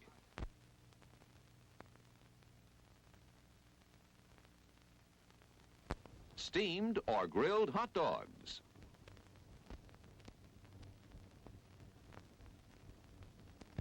Crispy hot fresh French fries. How about a pizza? None better anywhere.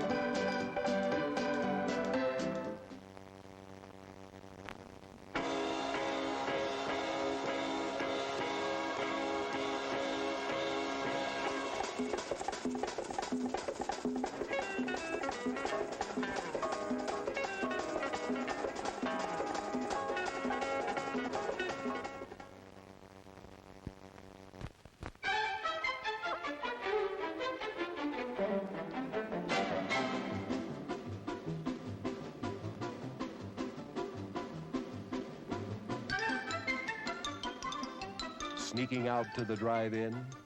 Why not take the kiddies along and save the expense of a sitter? Everyone enjoys the drive-in.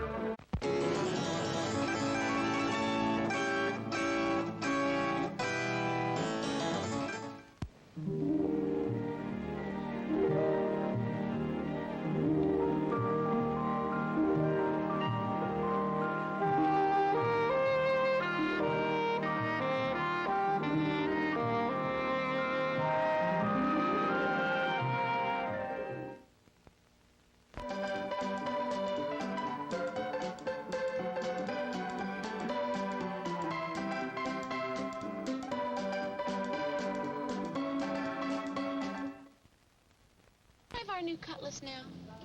Sure handles easy. Drive happy. Cutlass can make you a little drive happy. I forgot to get the newspaper. Glad we ordered these swivel bucket seats. Yeah, in case I get to drive someday. The Cutlass S, Oldsmobile's sporty fastback at a price that's less than you might think to help make you really drive happy. Drive happy. Can I drive now? Take a good look at Clyde Garfield's Cadillac and Oldsmobile dealership. And then take a drive in a new Oldsmobile, Cadillac, or one of the fine used cars. Serviced by Clyde's 21 factory-trained personnel and expert craftsmen. Cadillac and Oldsmobile means the very best in automobiles, and Clyde Garfield is the best in dealership and service. Clyde Garfield's Cadillac and Oldsmobile, New England Automobile Village, Route 3, New Hampshire.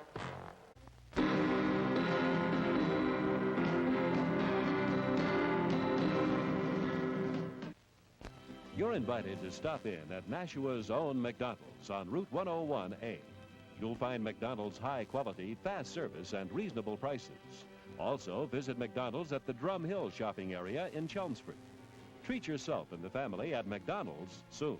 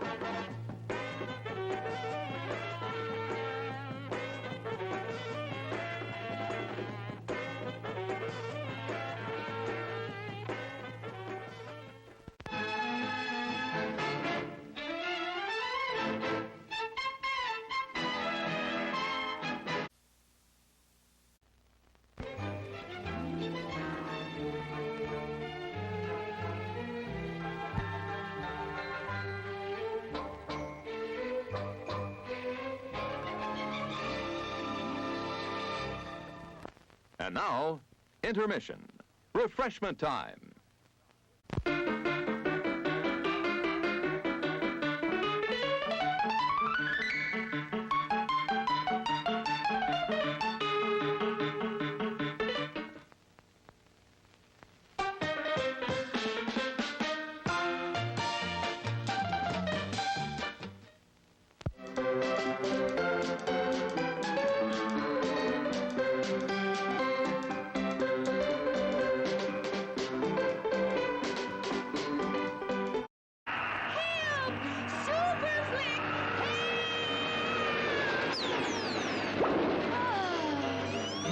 Sure is great being on a drive-in watching Super Flick and eating all this great food.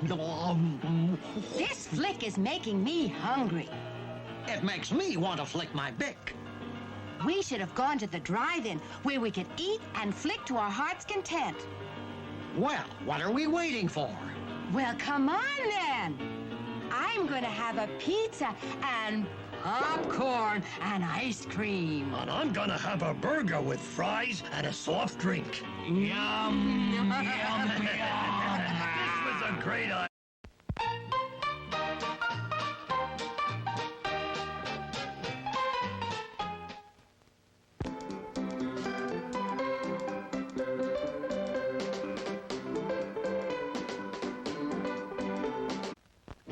No, that's not big enough. No, that's not big enough either. That's more like it. We're delighted to have you with us, and we extend a cordial welcome to you.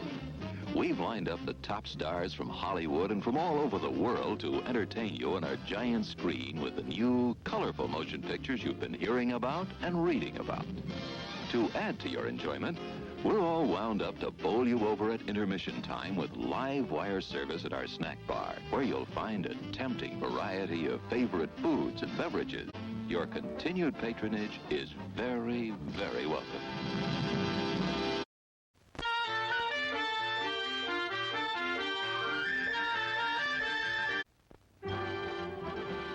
It's intermission. Rise and stretch time. Time to refresh yourself and visit our snack bar. Got a yen for hot popcorn? Your favorite soft drinks are sparkling cold. The juicy Frank sizzling hot. There's delicious coffee, freshly brewed, and all kinds of ice cream and candy to tempt you. Showtime will be announced loud and clear to get you back to your car in time. So stretch your legs. Come to the snack bar now.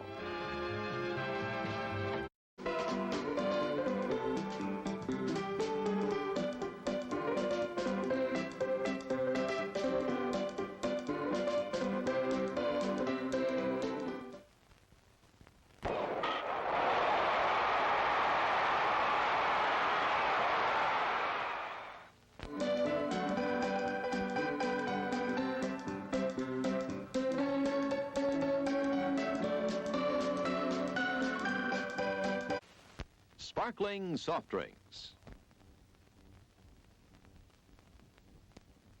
Steaming hot coffee.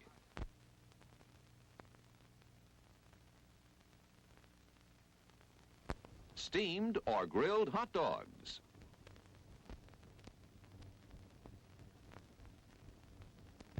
Crispy hot fresh French fries.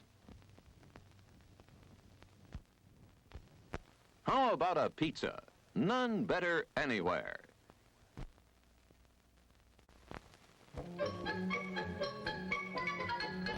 Or a short rest, rather. Very specifically, a short rest. And do you head out immediately? Just get right to it. Get right to it. Okay. It takes probably about, from where you are, should be. It takes maybe about like 10 to 15 minutes to just beeline kind of, jog over to the financial district.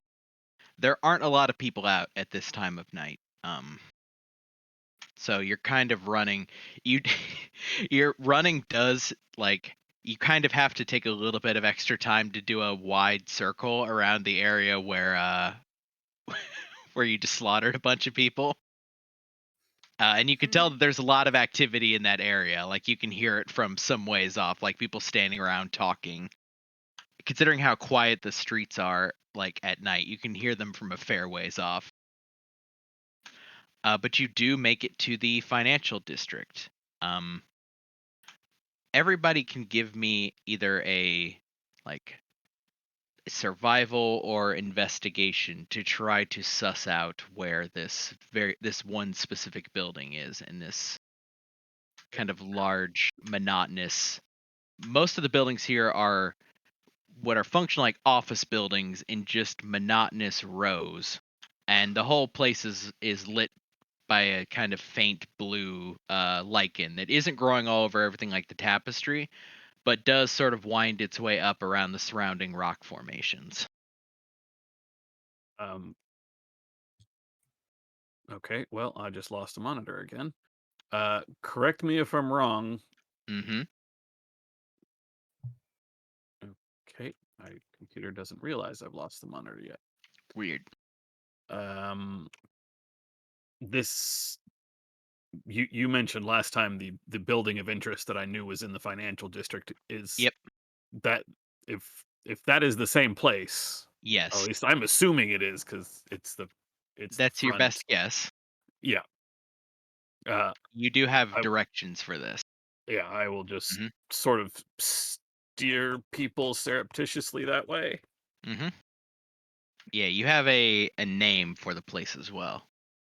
But yeah, you steer people there. Are you trying to like keep your knowledge on the low, or? I mean, I'm not coming out and saying that I paid Yeah. some former smuggling friends to let me know where it is, but like, I might have some information. This way, please. We're back. Everything is on the other monitor. Everything is fucked. Cool. That sucks. That's fine. It's back. We're back. Instead of a, sort of winding, going round and round in circles, just walking down every road looking for this specific building, Zedekiss' directions take you, Zedekiss, there are a couple ways to play this. The first is that you know it should roughly be up the street a little ways from where you are. So you have like the wherewithal to be able to stop everyone to inform them of that before you just stomp up to it, depending on how you want to play this out.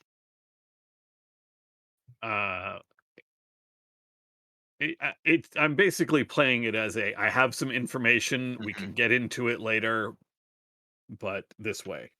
Yeah. Do you stop them before you reach the building, or just walk right up to it? Yeah, I would stop about 30 feet away where we can see the entrance. That one right there. Lanterns are off. Yeah, and sure enough, you see the lantern on one side is slightly lower. This is a 3-story, very nondescript gray drab stone building. The sconces here have been colored a soft whitish blue that seems to kind of complement the natural lighting of this district. And you can see a placard in simple metal over the door reading Express Solutions and Consultations.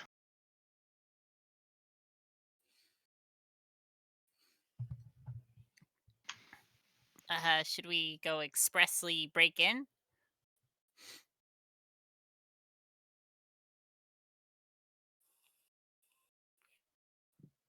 That seems unnecessary.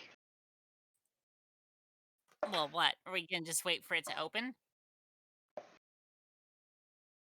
You just said the lanterns are off, right? The sconces are currently glowing brightly. It's just that one is slightly lower than the other. One is like off level. Sorry. Oh, off level, not off. Okay. I was like, it's daytime. If somebody's here, they're here. Well, it's technically middle of the night still. It's 3 a.m. Yeah. Oh, right. Forgot. Yeah, you guys are. Short rest. Yeah. Yeah. 3 o'clock. So there's nobody on the street currently. Like, the financial district, it's occurring to you, is probably a place wherein business does operate during business hours. And the fact that you're here off hours means it's just empty.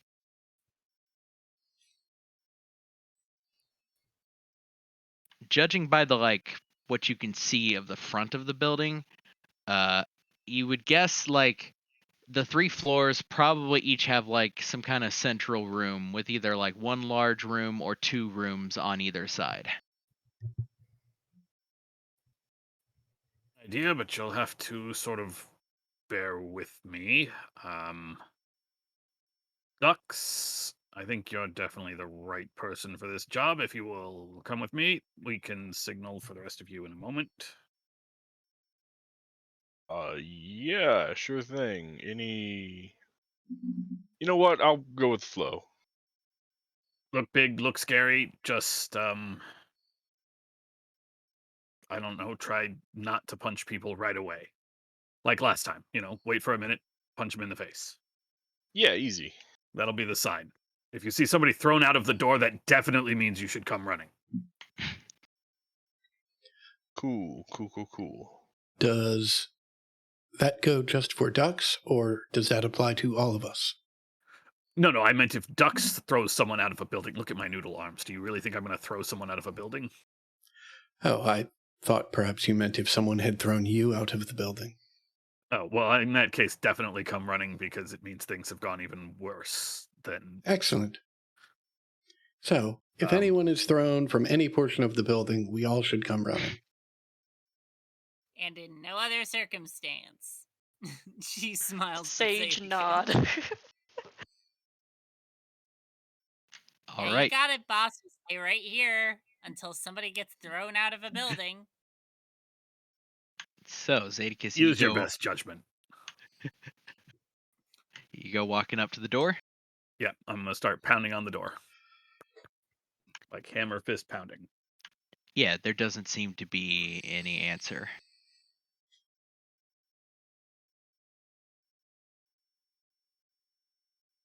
You wait like a couple moments, kind of listening to hear. You don't hear an answer.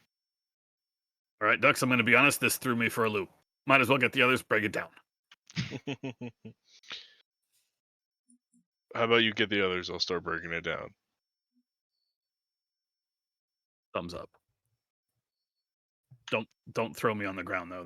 That seems unnecessary. Dux, give me an athletics check rather, to just, if you're trying to like shoulder, if you're just gonna smack it with your halberd, just attack it. I'll start just trying to like shoulder my way in. Mm-hmm. Yeah. You like with a weirdly practiced air, like essentially put one hand on the door handle, like test, yeah, it's locked, and then you just sort of like shove in and up and just manage to like wrench what was clear like a deadbolt on the inside off of the hinge, and the door like slams open. The first thing you see is a like empty, what looks like a reception area with it's like immediately to your left and right you can see desks lined up, but nobody's sitting at them, and all of this area in here is dark. I will definitely wait for everyone else before I go further. Mm-hmm.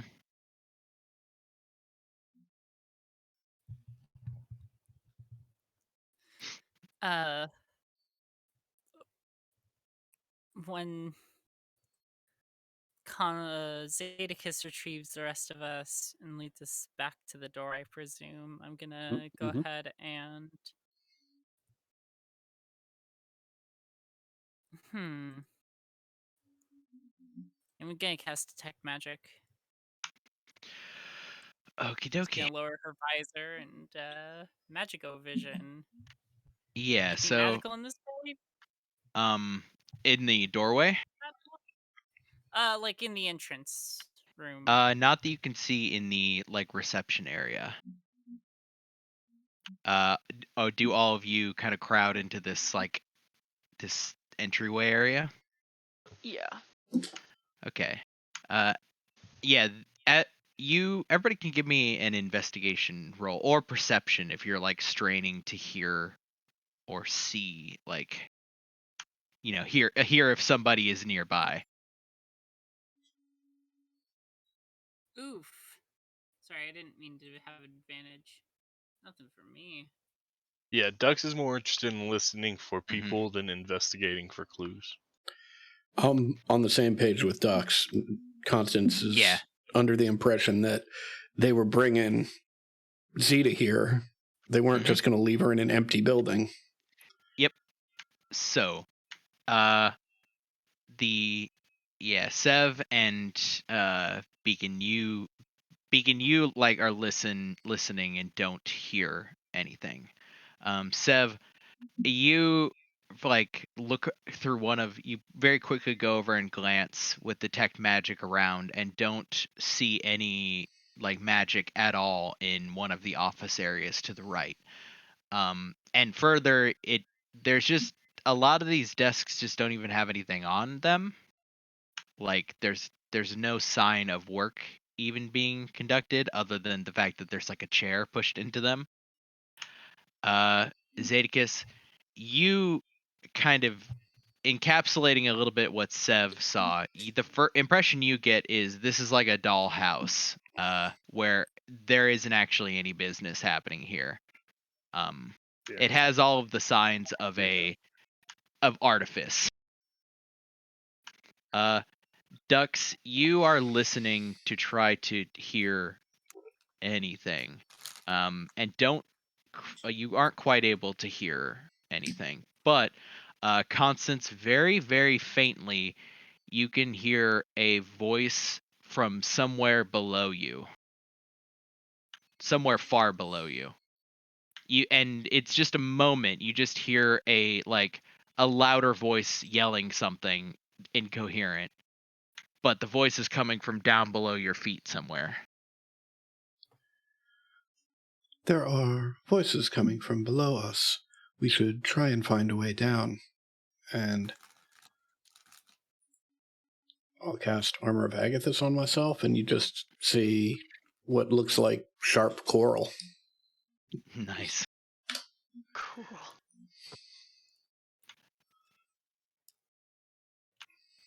Sev, your detect magic's still running, right? Mm-hmm. Yep.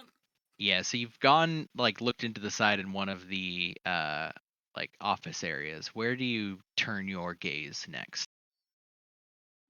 To describe this, reception area, there's essentially, a desk, and then kind of a blank wall behind the desk, and then to the left and right of it are, office areas, and you could see a staircase leading up at the, kind of the right and left corner of each of those office areas on either side.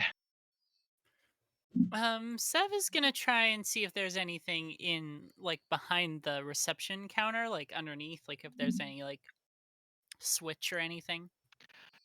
Okie dokie. It becomes pretty apparent the second you round the side of the desk that there is a trap door that has been magically hidden. You can see the illusion magic covering it up.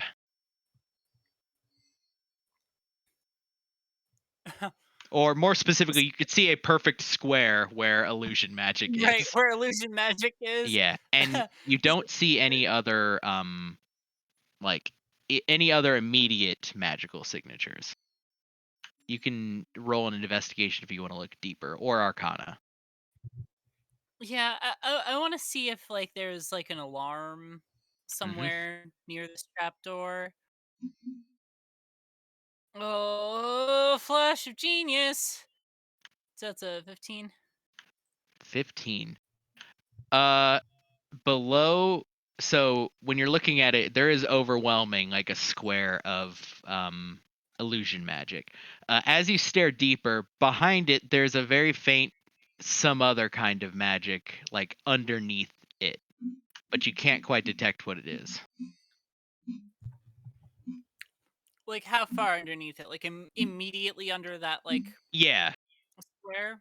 Yeah, and the way it's hidden seems like it might be hidden specifically to throw off somebody who's trying to look at it magically.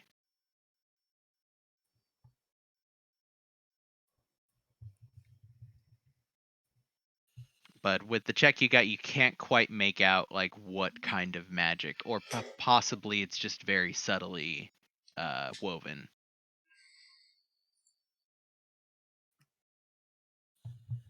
Well, I found the door. She'll just turn around to everyone else. There's a trapdoor here. It's hidden with illusion magic, blah, blah, blah. There's something else there. I can't tell what it is. So, if we plan on opening it, we should do it carefully. Or if someone could, Oh, wait. She'll go ahead and, fumble through her, bag of holding and pull out the spell snipping scissors. Okay. You keeping your eyes fixed. Which are you aiming for? The just to get rid of every spell that's on that thing, or specifically for that whatever it is below?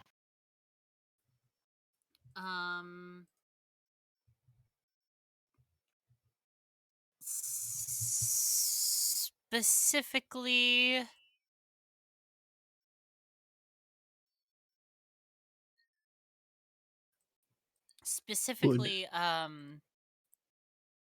the Would you thing like some help? below it. Sure. Yeah, the one below it, Cody.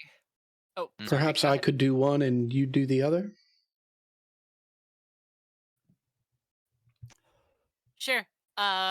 Since I can see the other one better, go ahead and just take care of that illusion on 3. Excellent. Okay. I'll count to 3 and Yep. Yeah, and Okay. I'm just Yeah. using Dispel Magic. Yours goes off without a hitch, Constance. Sev, you feel a slight bit of resistance, so give me the roll on that Dispel Magic. what would that be? Just a d20 plus anything? Or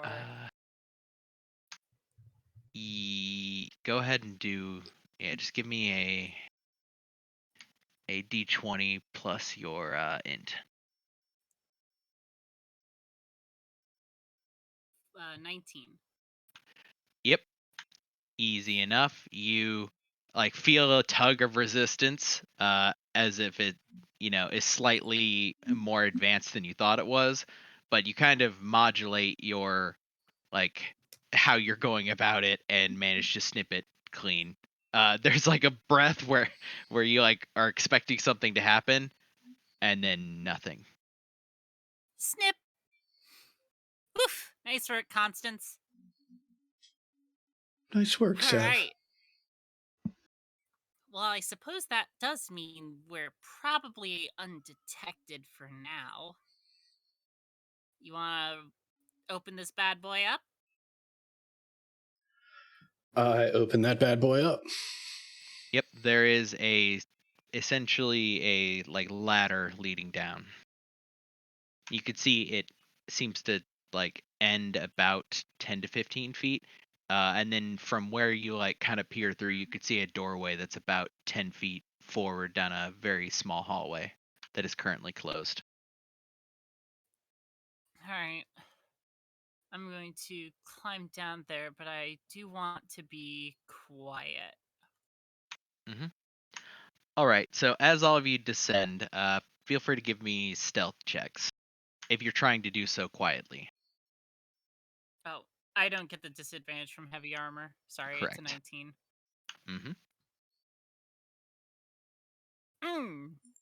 Infiltrator Mine is armor, incoming. baby. 1 second. Oh, Jesus There we go. Christ. Oh, wow. It's a 23 for Beak. Remember how it was like, I don't think I've gotten all my nat ones out. Yep. You poor man. I have disadvantage on stealth for sure. Yeah. I still got another hour. There'll be more. It's fine.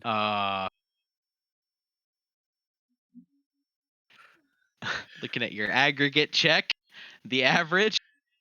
Yeah, you all descend. At the bottom of the landing, there is a door which opens up into a stairwell that is leading down. At this point, I feel like we may as well just kick the door open. Yeah, Zadakis like fumbles as he's hitting the door. You open the door and there is a stairwell leading down. But Zadakis like gets to the bottom of the ladder and like fumbles something and like bumps into one of the like sconces on the wall and it falls down with a clatter. Dux just hits the ground with a doesn't take the ladder, just jumps and hits the ground with like a boom. If you continue on, what order do you descend down the stairs? I should go first since I have Detecto Magic Vision, Batman Detective Vision. Dux and I will bookend. Okay. All right. So I'll move you to this map. You now those with like passive perceptions essentially over like a 15 can hear quite a lot of activity happening around the corner essentially. Let's put you in the order that you I'm I'll assume because Beacon has some range stuff. Does that look about right? Yeah, that looks good to me. Okay, yeah. Disappeared on my map. Beacon's down here. I think you should be able to see Beacon. Yes. Okay. And I'm gonna throw my echo up front if that's okay. Uh-huh. Sev? That's good for me. Seb, the whole way down, no magical, everything is clean. When we get off this, when we hit the ground, I guess at this point, I'm going to activate my Stormfriend Shroud. And you just see what appears to be just a deep black rolling storm cloud form a cape around my shoulders, and bits of lightning are sort of silently crackling through it.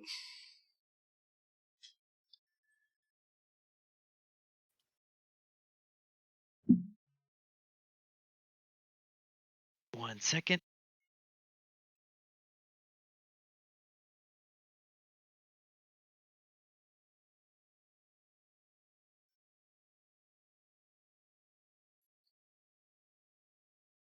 Okay. As you hit the bottom, again, those with over a 15 perception can hear a very conspicuous silence from the room inside all of a sudden.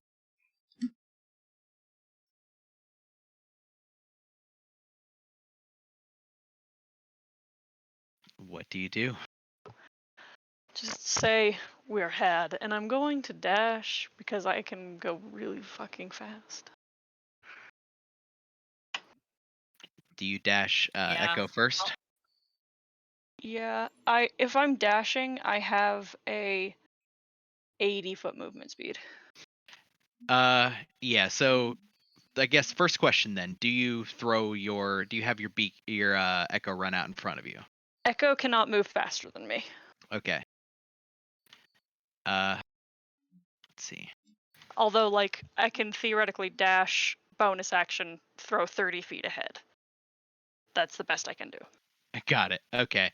So you round the corner first as the fastest, right? Yes, I think so. Unless anybody else sees Beacon running it, immediately tries to run as well. Oh yeah, no, absolutely. When I will. see Beacon start running, Sev is just gonna start sprinting after them. Okay. Move your Echo to as far as it gets. We'll cover what happens in order as you round the corner and we enter into initiative. Okay. Can I make my full movement? Is that all right? We'll have you finish your movement after you round the corner, because a bunch of things are about to trigger. Gotcha. And then you can continue to run. That's fine. So yeah. I have to do the measuring then to figure out where Echo ends up going. Yep.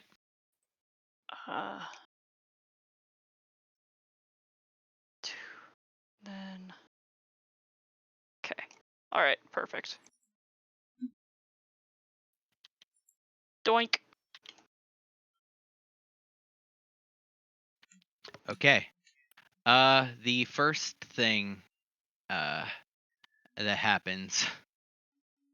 Let me double check what you can see. Yep. Is all of you see a hail of fucking crossbow bolts come plinking out towards Beacon as Beacon charges around the corner. Yeah, Ducks, feel free to move up into position as well. I will roll those real quick. I'll actually get initiative started as well while that's happening. Feel free to start rolling yourselves into initiative. Ooh. Beautiful. Love to see it. Man, I should start remembering that I have that gift of alacrity for free. Yeah, you should. I reckon.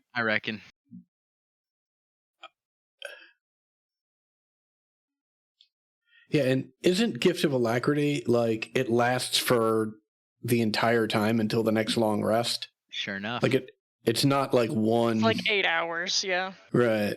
Yeah, I think it's like got an 8-hour thing, but it does take like a minute to cast. Okay. Right. Sounds like you should do it right before you brush your teeth in the morning. Yeah, I should. 4 crossbow bolts fly at you, Beacon. Only 2 of them hit.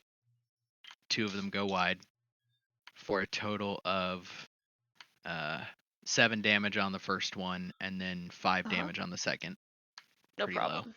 Low. The one of the Vast here throws a hand out and manages to tag you with one of those like kind of spectral water things.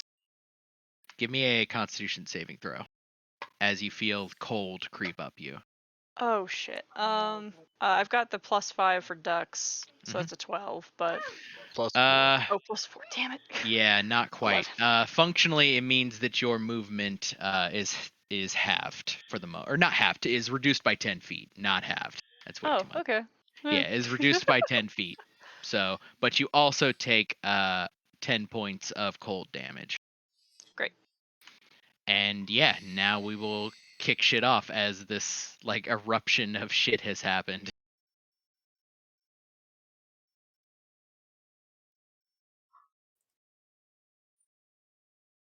Let me start adding people to turns.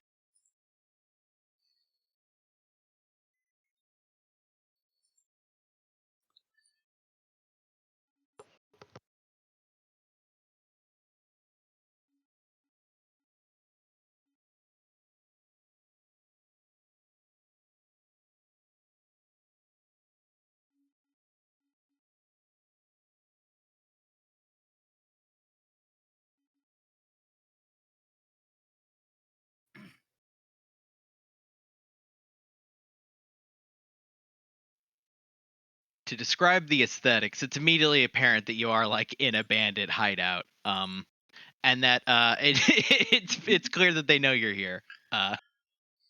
They probably clocked you coming down and have been like carefully listening as you like got into position. I don't know, man. Those 4 crossbow bolts could really be anything.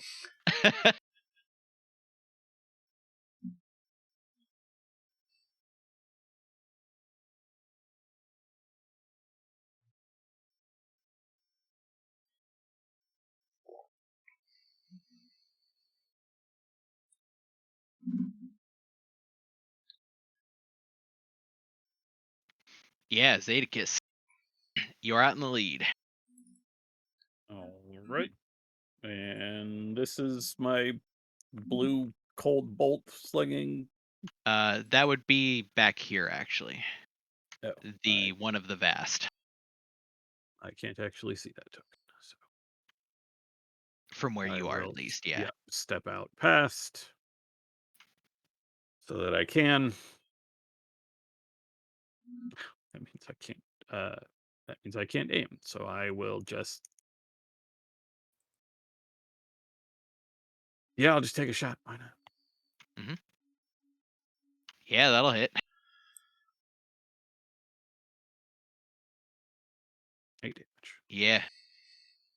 As the bolt plunks into his shoulder.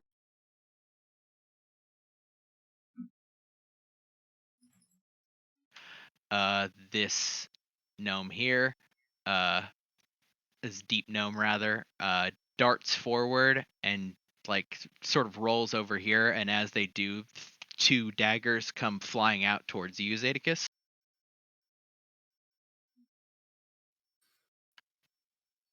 First one will hit for 6 piercing damage, and the second one will miss. This gnome here comes in low, sprinting across the ground as he pulls a like long sword from his back and takes a stab at you, Beacon. We'll miss though, the first one, and we'll miss with the second. Not having a good time with a 4 and a 1.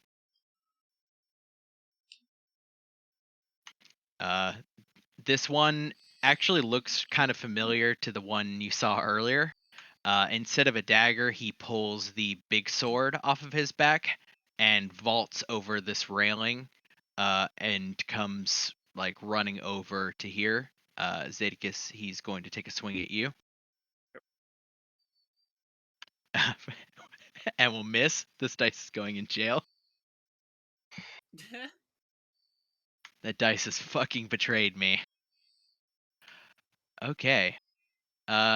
This mage here runs over, does something, taps this gnome here, and that gnome there disappears, and then they go running off in this direction. Another mage. Another mage comes running up, panics as they see the beacon clone, and then just like rolls backwards, and taps something over here.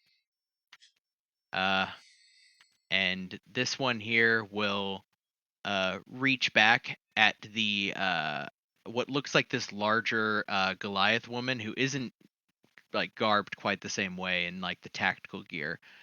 Taps her and she goes invisible. Did the one that rolled away disengage? No, it definitely, you take a swipe at it with your if your echo can do. Yes. Yeah. Because it definitely stepped into your range and then meeped away. Yep. Yeah, you get it pretty good. As this guy rounds the corner, meeps, and then just rolls back. Okay. Beacon. Oh, damn. Okay. Oh, hold on. Yeah, you're right. Thank you for reminding me. I forgot one. This one here pulls out a crossbow and takes 2 shots at you, Zedekiss.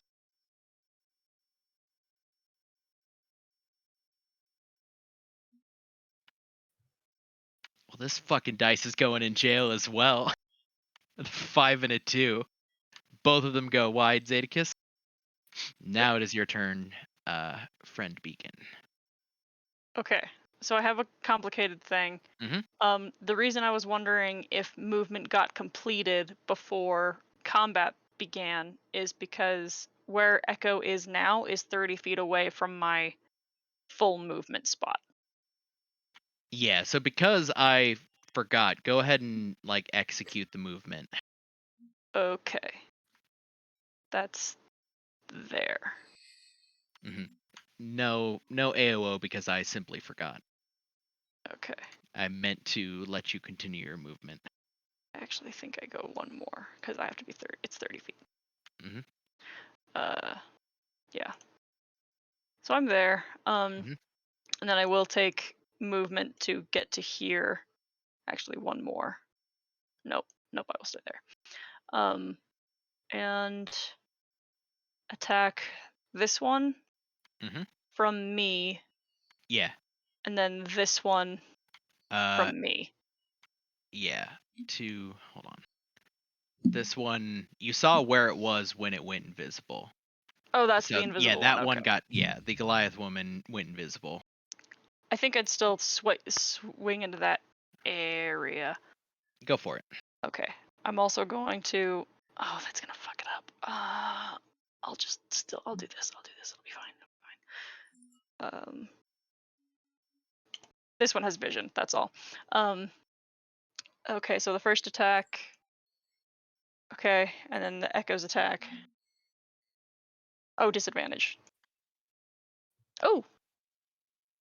Okay. That's disadvantage. Yay. Yeah, you managed to swing out and your blade hooks on something that is invisible. As for your swings on the vast person get definitely hit. Oh, okay. Or hold on, it's 23. Oh, I didn't mean to hit that twice. I thought I'd only rolled the 10. It would be the 23. Mm-hmm. So I only was attacking twice. Okay, so yeah, it's just the one on the Goliath misses then, but the one on this guy hits, right? Because that was your first attack. Yes. Mm-hmm. The one on the magic-y guy. Okay. Yep. Okay. And yeah, you swing at empty air on the second. Yeah, because we're moving from the 18 to the 10. Yep. Okay, that'll be truly it for us. A lot of damage all of a sudden.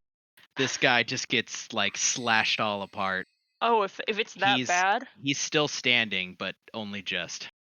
Then I'm gonna action search. Mm-hmm. And attack him once. I'll re-roll, so that 23 just won't exist. Okay. It's a 23 again? Yeah. Yeah. Yeah, you slash it down. Great. And then Echo is going to attack into the empty space again and hit the disadvantage toggle. Yeah, that'll hit. Okay. And I might as well use my last Unleash Incarnation to attack it one more time. Fuck yes! Okay, yeah. Onto this fucking invisible space. You just hear like grunt and can see the blood hit the ground as you swing. Yeah, let me fucking holy shit. And then I'm gonna quick second wind since I haven't. I have that back. Okay.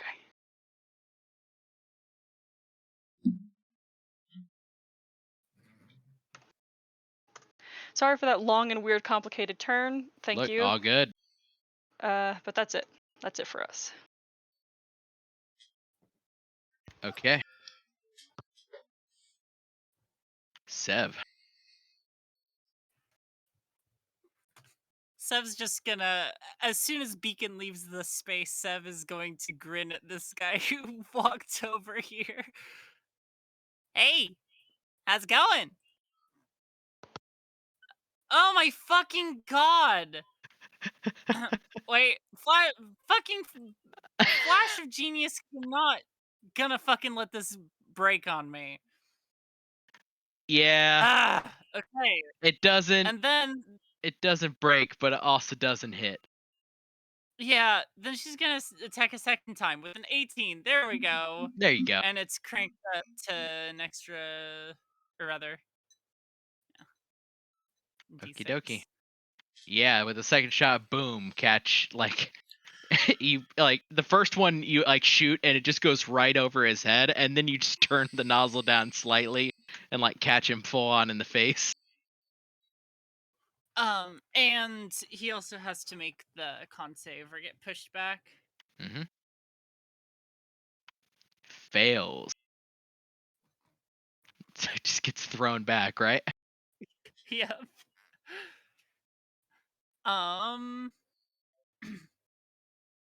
Then I guess I can.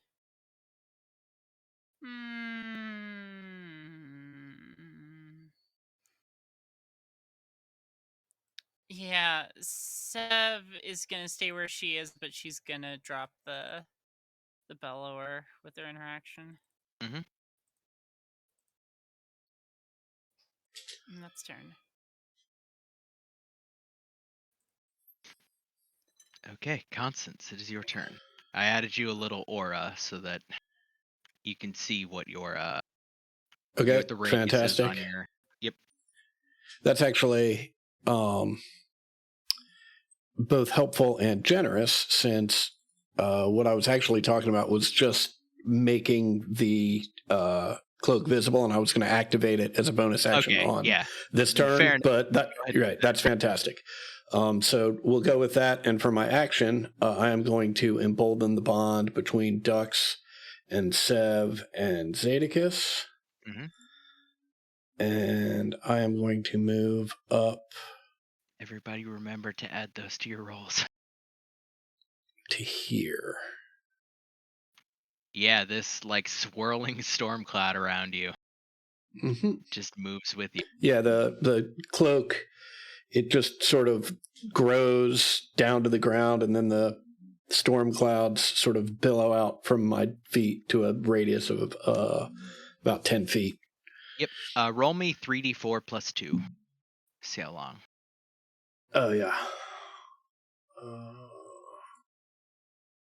right. Okay. I'll mark that down. So 9 technically, because it's 3d4 plus 2. So 9 rounds. It's up.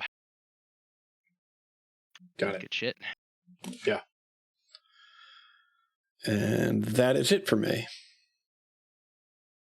The invisible space in front of you, Beacon, says, like, grunts, and you hear, "Give it a fucking rest!" And then like, you can't see it move, but you see it take a step forward, over to, like, or actually you don't see anything. You just suddenly see a, like, huge cut appear on the center of this spellcaster here. Actually, that's on GM info. Yes, there we go. Here. As he yelps out, "Wait, what?" Yeah, you see just a horizontal cut from a very big sword appear, like, on the torso of this guy as he, like, yelps. Oh my god.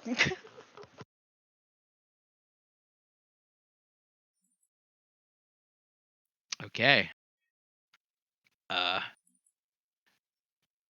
These two down here step up. One of which I need to move them to the proper layer. Okay. So let's see what's in their repertoire.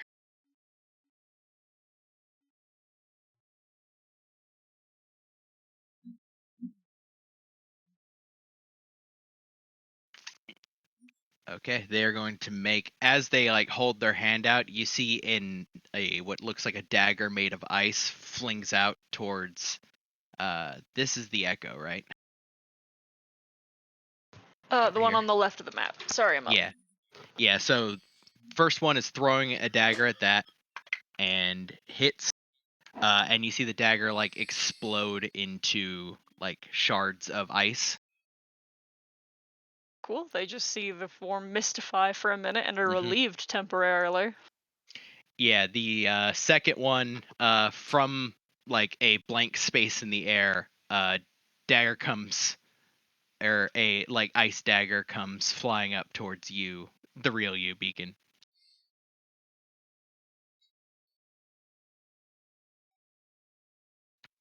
That will hit. Give me a dexterity saving throw as it, like, connects, and then you have, like, a moment to try to throw yourself back before it explodes. No disadvantage on that. Okay. Yeah, you're good.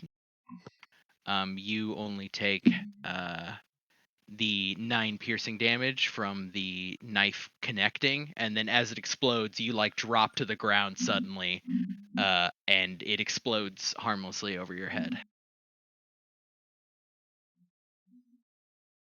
Dux. All right, Dux is gonna finally get around the corner and see what the hell's all going on.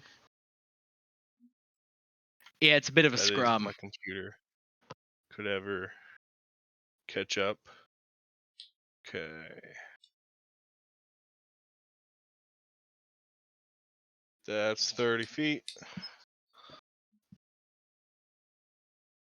Well, it's unlucky for you. You're closest. And I'm gonna take a swing at this guy. Mm-hmm.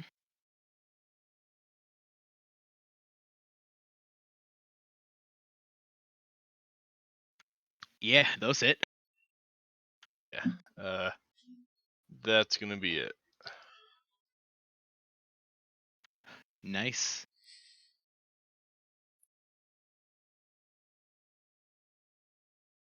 Yeah, big, like you cut, like, a pretty big scrape in one arm, and then as he spins around, you catch him across the back. Zadakis.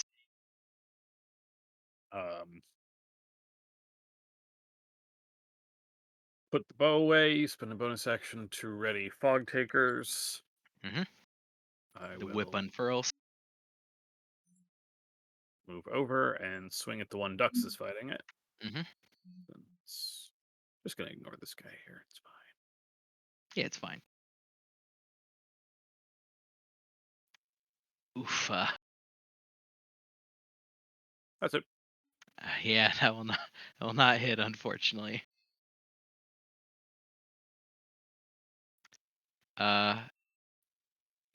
Dux, a surprisingly familiar feeling today. You feel you can hear a skittering of feet behind you as from lower a dagger stabs up or tries to stab up into the back of your leg. Let's see if it hits. One will and one won't. Balance as all things should be. For 12 piercing damage, as a knife just snicks out into the back of your thigh and then snicks back.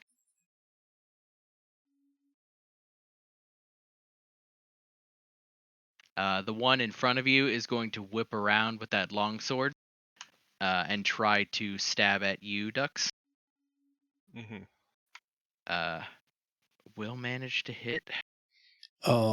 I will use my reaction to make him re-roll that attack. Okay. Will not manage to hit. So he takes 1d6 plus 5 thunder damage. Mm-hmm. What does it look like? You reach your hand out as a explosion of air just compresses in between his blade. Yeah, and just that storm cloud that's swirling around everybody's feet just sort of shoots up and redirects the attack. A little lightning crackles nice as it does so. Cool. This one here swings the great sword at you, Zadicus. Mm-hmm. That will hit for 8 slashing damage. Sure. I always forget you have your reaction to uncanny if you want to. Yeah, I should probably do that, huh? Just let me know whenever you want to do it. Oh my god. I'll use it on that one. Okay. It's probably the only attack I'll take. I gotta be able to see it, so. All the people here are bonded Dux, essentially. All the people that aren't Beacon. Okay. Mm-hmm. Which would mean you would have added a D4, but it wouldn't have quite mattered on. That's only once per turn. Once per turn. It's something you choose to do. Okay. Right. I'm just curious for the taking damage for other people part of stuff. Yeah, sorry, I was referencing Zadicus's initial attack a second ago. Oh, yeah. Okay. Yeah, it's Dux and Zadicus and Sev. Mm-hmm.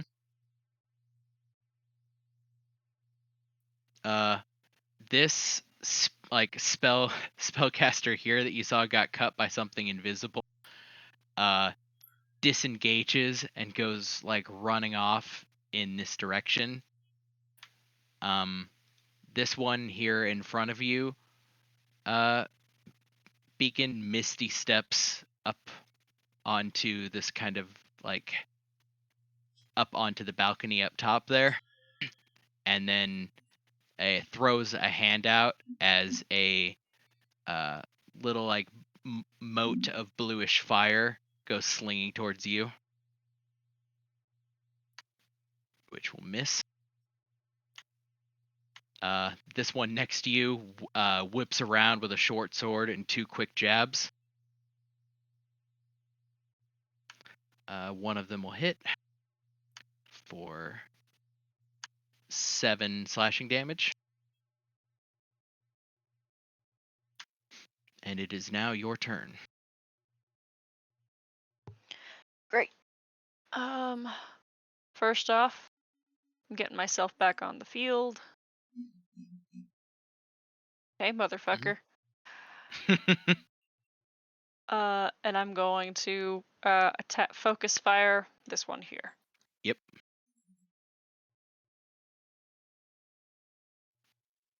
Holy hell. Both will hit. Yeah, it goes down. Just slash gone. And then as that happens, as it goes down, the person behind you, Dux, becomes visible again. Fuck Beacon. Just saved it all up. After corporealizing, it disapparates briefly and then reappears here. Actually, even though I need the range, I don't want that. Yeah, we'll be friendly. That's our turn. Okay. Sev.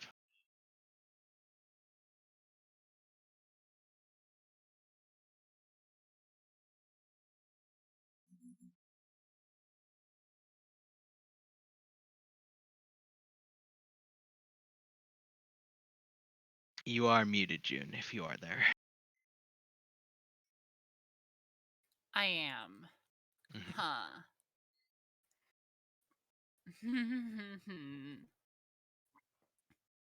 Damn.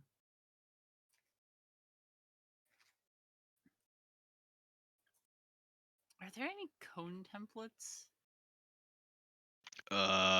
Yes. Yes. Should be. I hope.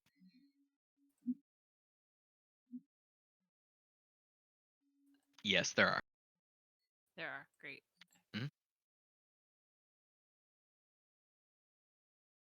What you doing? I'm trying to see if I can move into this space and cast Burning Hands and how many people I can get. I know I can get these two right here. Yeah, the angle is tough. You can probably get this one here and maybe this one here if you're very careful. Yeah. Without hitting Dux or Beacon. Yeah, I mean the range ends before Beacon. It's mainly just Dux Yeah. that's the concern. I'm gonna go over here and be careful and hit that guy and the guy in front of me. I'm just gonna run, just sprint up to him and like dig my hands in his side and go ahead and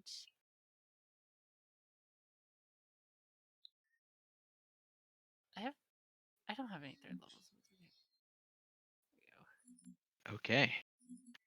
The gnome in front of you does not succeed. Gets caught full on in it.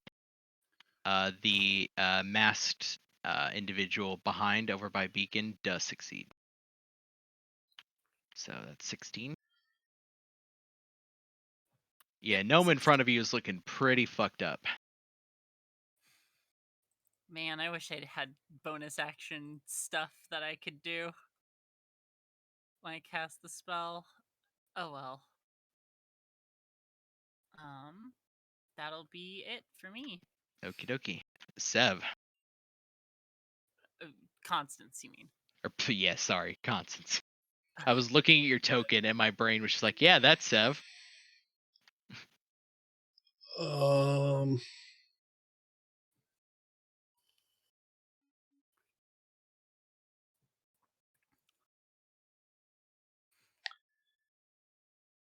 I think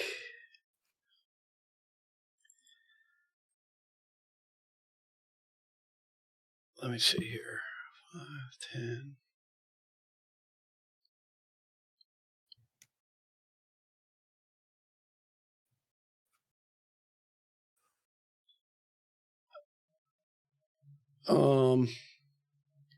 Constance will. How's everybody looking? When I look around, what do my compatriots look like? Right as rain. Yeah, they're all doing fairly well. Beacon is hit, but not bloodied yet. Great. Constance will roll up to here and just to get things as weird as possible. There's these storm clouds that are sort of swirling around her feet, and then overhead there are 2 giant Portuguese man-o'-war whose ridiculously long tendrils extend out in a 15-foot radius, just all around. But they don't they don't seem to bother any of my compatriots. Like, now you got 2 auras. Let's make it weird. Yeah. Look at it. It's beautiful. Okay, that's on their turns, right? Or is it immediately? I believe it's on their turns. I think I would know with the amount of times I've used this spell. Okay, there we go. Yep.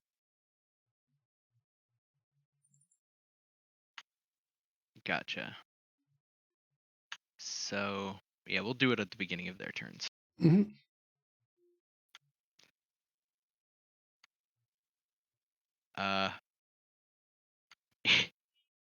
Beacon, you can audibly hear a voice from nowhere just say "fuck this" and goes running. You can hear like the footsteps receding as it runs over here.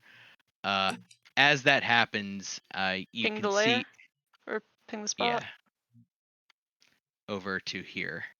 Okay. As that happens, you can see this one up.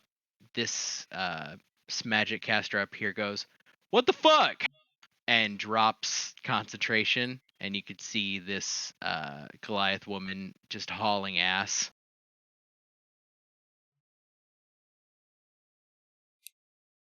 Looking pretty hurt from your from your slashes earlier.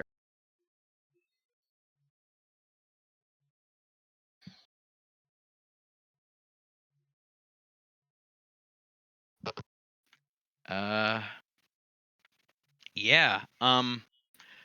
From let's see.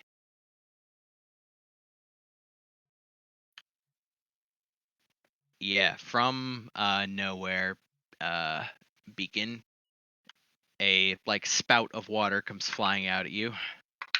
That will hit. Give me a con saving throw. Though for you, it doesn't fucking matter. Okay, 1 sec. For 10 cold damage. Okay. I love not concentrating on shit. Yeah. Oh, you're fine. You feel a bit chilly for a second, then it subsides. This one down here is going to throw, like, basically just hold its hands out and blast your echo there. Which does your echo try to make a dex save, I suppose. Yeah, Yeah, so your echo can. my echo can make saves, but it only has 1 hit point, so if something is gonna do damage, regardless, It it'll will. die. This big, like, basically in a similar shape to Sev's burning hands just then, but just of like hot water blasts out and blasts your echo away. As this one works to my advantage. Yeah, as this one also goes running over in this direction.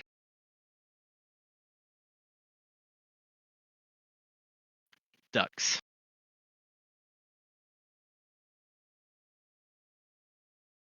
Oh, I just muted myself when I meant to unmute myself. Let's see. I mean, I know I'm gonna hit something. That part is obvious. Yeah. I'm just deciding if I want to make that hit be magic-y.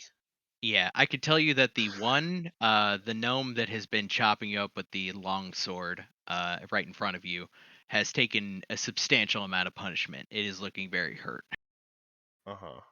The other 2 things that you could see are looking pretty well off. Until their turn. The guy next to Constance that was stabbing me while he was invisible. Yeah. I'm gonna cast well, he's not gonna be invisible again. the guy that was concentrating stopped concentrating, unless that other guy concentrates on that instead. But they have to touch him, so I don't need to brand him. Just a first level Thunderous Smite as my bonus action, and then I'm gonna attack that guy. My sheet is moving very slow. Okay, second level Divine Smite as well. Okay. Jesus fuck. Okay. So So that's 27 damage, and then the strength save plus You another. get to roll the smite. but you roll the smite. Yeah, you roll the Thunderous Smite damage again. Oh yeah. Because you crit, right? Also, the divine smite gets rolled twice. Oh fuck. Yeah, Oh, you do. yeah. Jesus fucking. Oh, another d6. Okay. So Okay. that's 12 and 4 and 6 is 22 and 6 and 2 is 30, 49, 54. Yeah, immediately just fucking with a thunderous boom, you just eviscerate this gnome in one swing.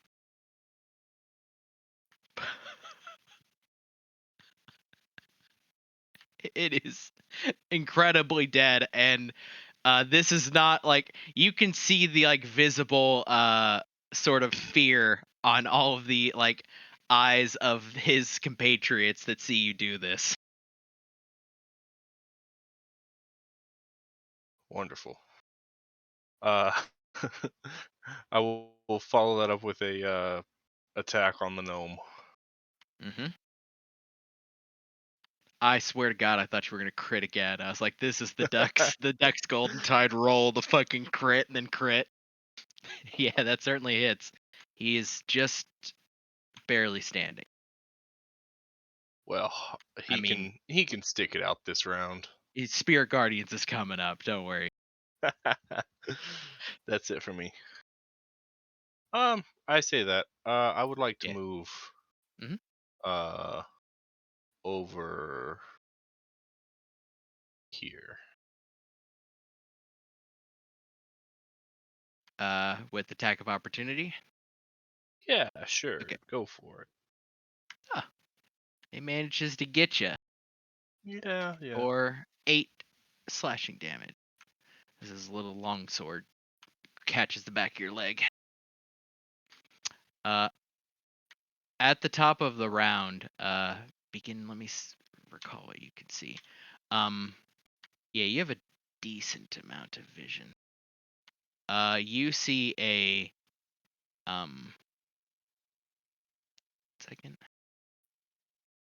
a figure that looks like one of those masked figures comes running up from over in this area. Yeah. And as that happens, you hear him halfway through a shout of "Intrude," and then sees the fucking annihilation that is happening here. And then shortly thereafter, you hear especially everybody can hear it. You hear it especially loud, an incredibly loud boom as something very bright and yellow just cleaves the top of his head. And he slumps to the ground. Zedekis, it's your turn. I will take a step back, taking the attack of opportunity.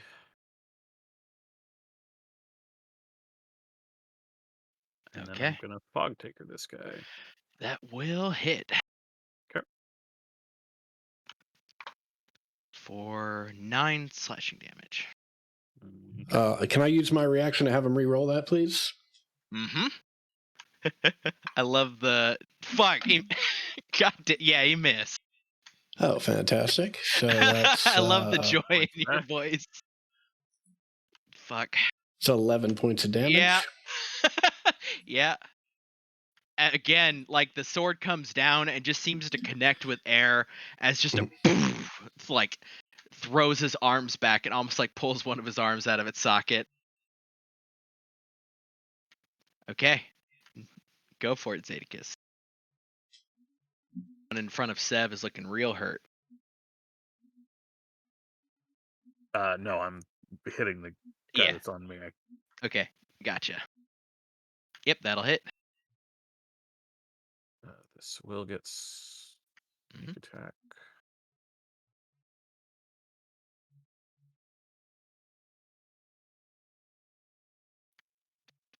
Yeah, that's 23.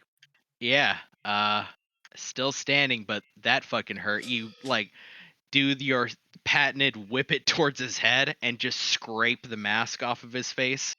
You could see this one is an Arithian fellow who actually looks very similar to the previous one. As a bonus action, I will help Dux against this guy. Cool.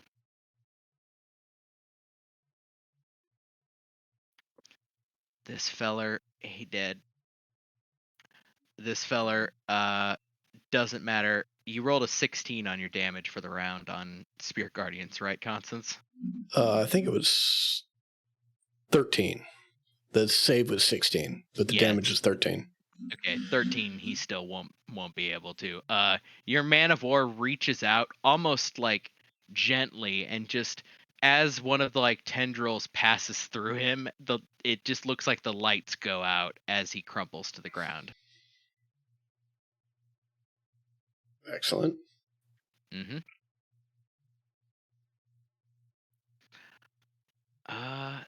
This guy in front of you. Let's see if he saves. He does save.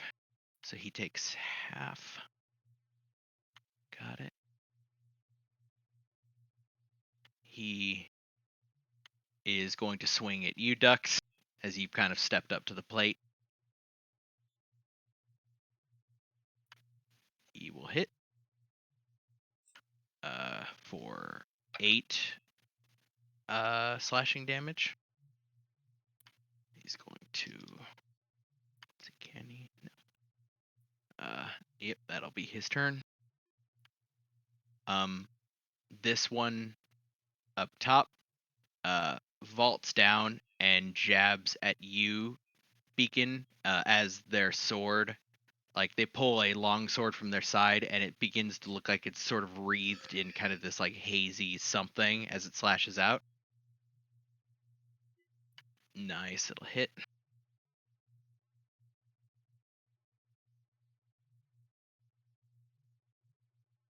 One second. Gotcha. It deals 8 slashing damage, and the like weird sort of like hazy mist that was surrounding it has sort of surrounded you.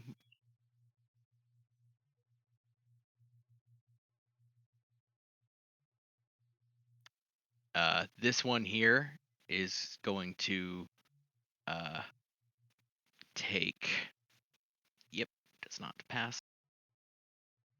Just the fucking spiritual meat grinder, as one of those like Man of War tentacles just gently passes by and just rips a bit of his life out.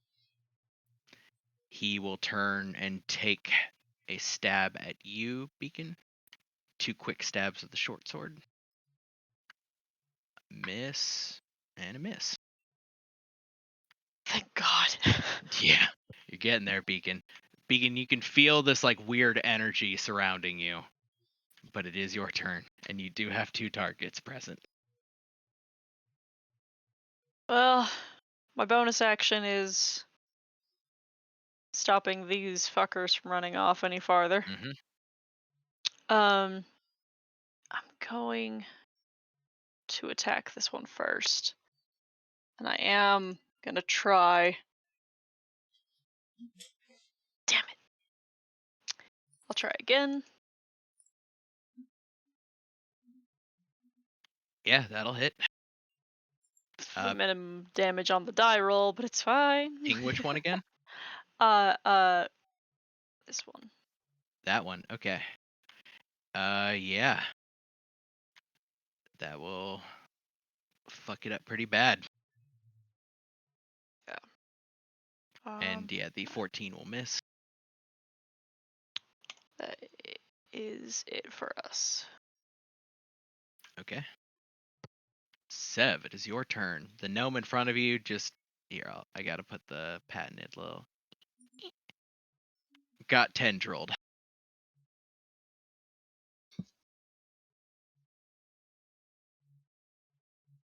You are muted. Okay. I'm going to go ahead and raise my arm and go ahead and give the really particularly edgy guy in the middle of the room a few shots. This and The second one will hit. and on the hit, I'll trigger the lightning damage for 8. Mm-hmm. Yeah, as you blast a good amount, you kind of slag one of the shoulder plates. And she's gonna start moving up this way. Mm-hmm. That'll be turn. All right. Constance. All right. Constance is going to 5, 10, 15, 20. No, I just can't do it. 5, 10, 15. Okay. Constance is going to take a step back to here, next to Dux, and use the Balm of Peace, and then run through here. Yep. And so that's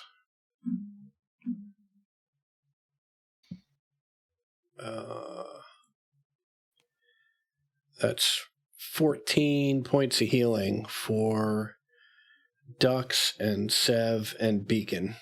Mm-hmm. And just because it's what I'm doing this time around, and I don't want anybody to feel bad, there's 7 points of healing for Zadicus. Nice. And roll me your Spirit Guardian's damage for the round as well. Yeah. As the meat grinder man of war continues. God. Okay.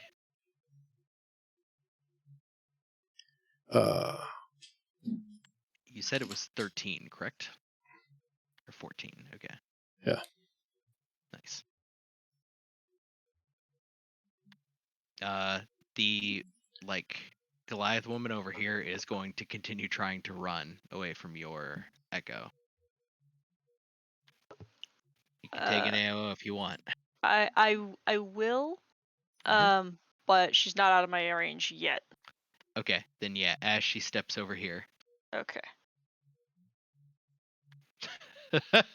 Yeah. Jesus Christ. Yeah, you fucking slash her bad across the back. Fuck is up with the 1 though in the die roll? Yeah, I don't know. It's fine. I can't help you there. Yeah, it's this was a bad feat for me. She makes it around here. Sort of jumps over the corpse and goes running off just out of your sight range.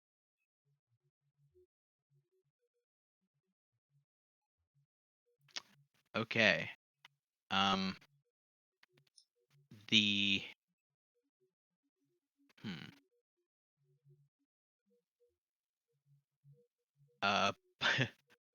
one of them will turn, and again, because nobody in this world knows how fucking echoes work, and it's hard to know which one of you is real, because this one hits people. They'll hit your echo over here. The one that was invisible will.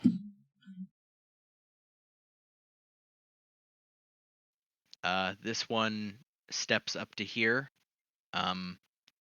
looks out over the melee that is occurring in the center here, and let's see.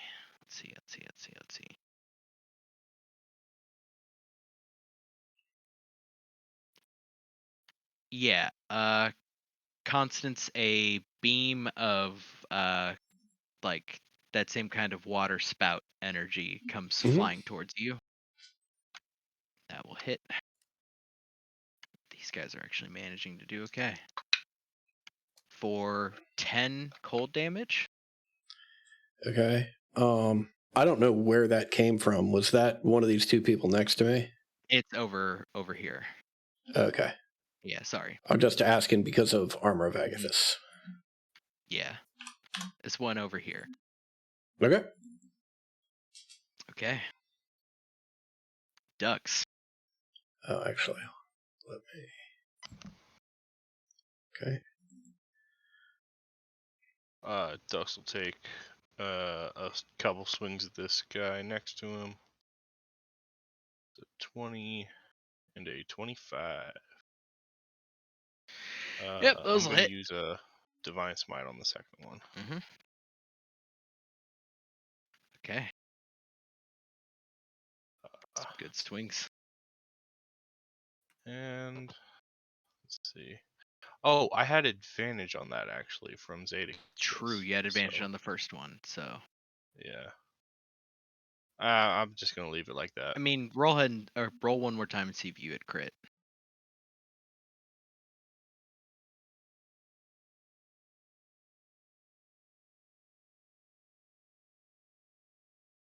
Nah. Okay. Okay. And then I'm going to just let this guy try to hit me and move a little further in. All right. Zadicus.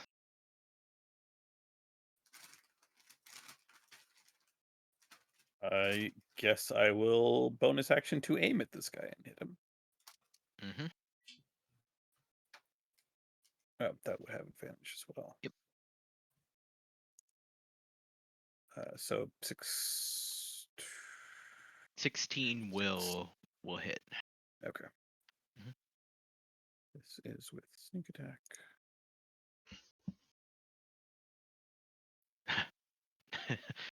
I always So get 19. caught off guard by sneak attack.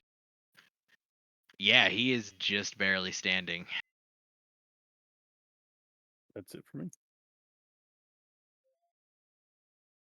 All of you can hear very loudly a voice yell, "No, no, no!" And then you hear another boom. This time you can actually see the bolt of just pure. It doesn't look like normal. Some of you have seen las pistols shoot before. It doesn't look normal at all. As the bolt goes flying by and vaporizes part of the table. Before it so all of you basically just see it zoom, straight past your field of view, leaving a scorched hole at also furrowed through the ground at ground level. This feller, he dead. That feller, he is going to step forward and take 2 swings at you, Zadicus. That'll be a hit for 8 slashing damage. And a hit for 10 slashing damage.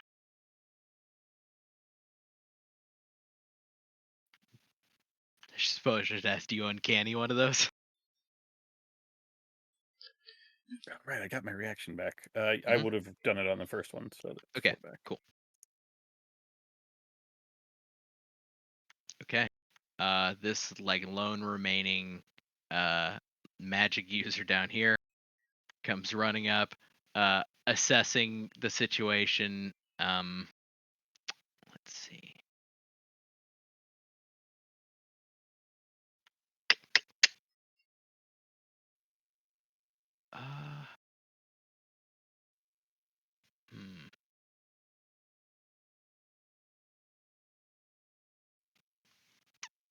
Let me roll a check to see if they would. Okay.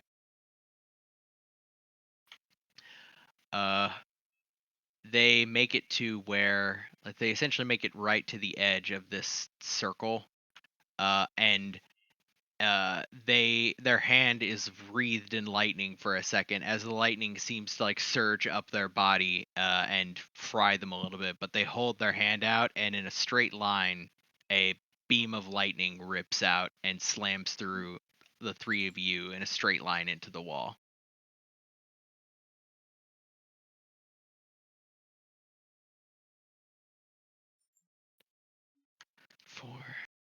Beacon and Constance have a +4. And Sev, I think. Maybe not. Oh, Sev isn't in this, duh. Yeah, so the three of you in that line for 27 if you did not save. So all of you looks like saved. So half that. And you see the lightning, he doesn't seem to have been spared from the amount of lightning he outputted. He is still standing, but he does not look very good, even compared to how hurt he was a second ago. How much damage is that? Oh, 27, so halved, because all three of you saved. I'm going to use an inspiration to try and keep Spirit Guardians up. Keep the Man of War. Yeah. Oof. Nope, that's the end of that.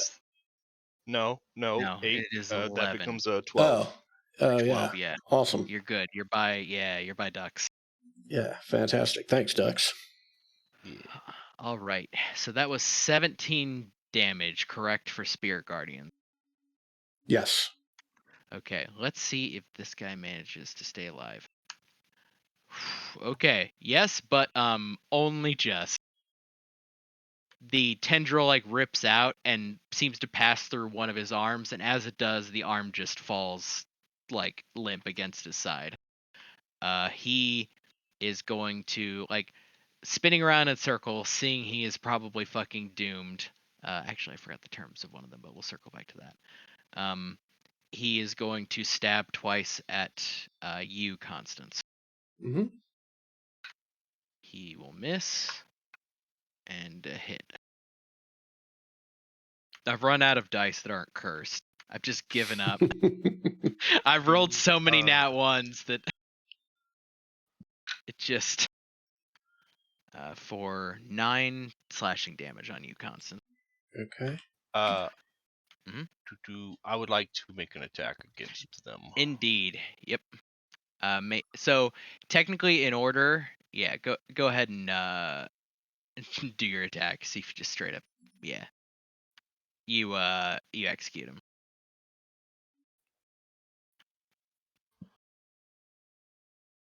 Because I did it out of order, this one standing closest to you, Beacon, in a kind of like last, yeah, because it'll fail, so it takes.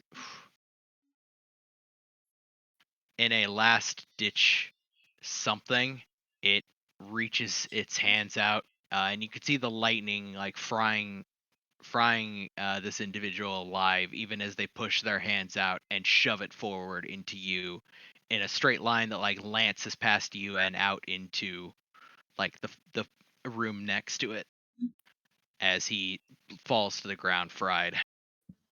But Damage, roll me a dexterity saving throw.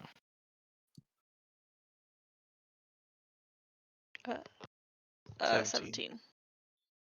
Yeah, you good. You take half of this. Half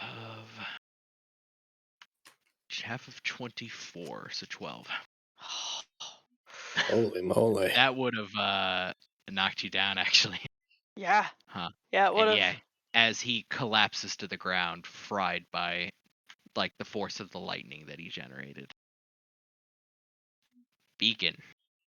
The two that were near you are dead.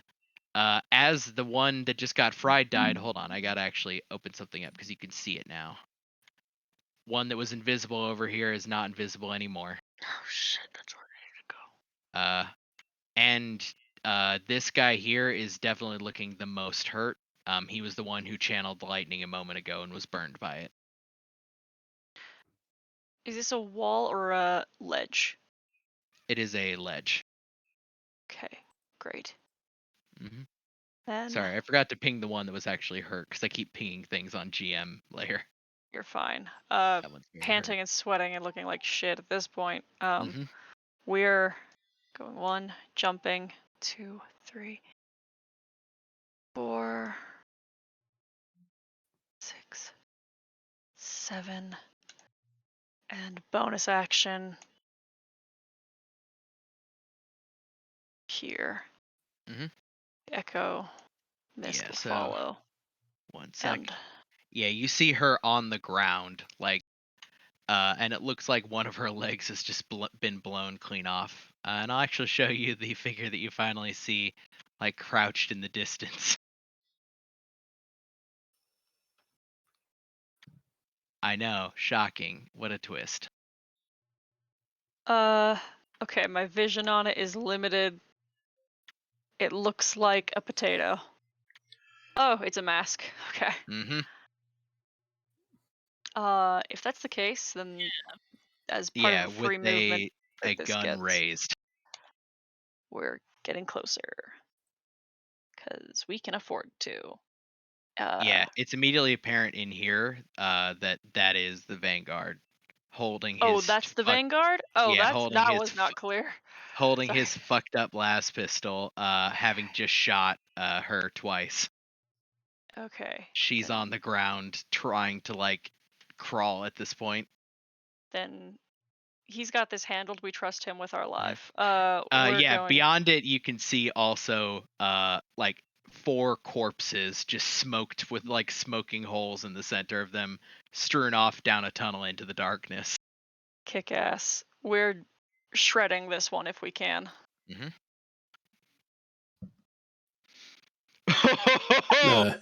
Okay. This one you say? Uh-huh. Yeah. Hold on, let me fucking.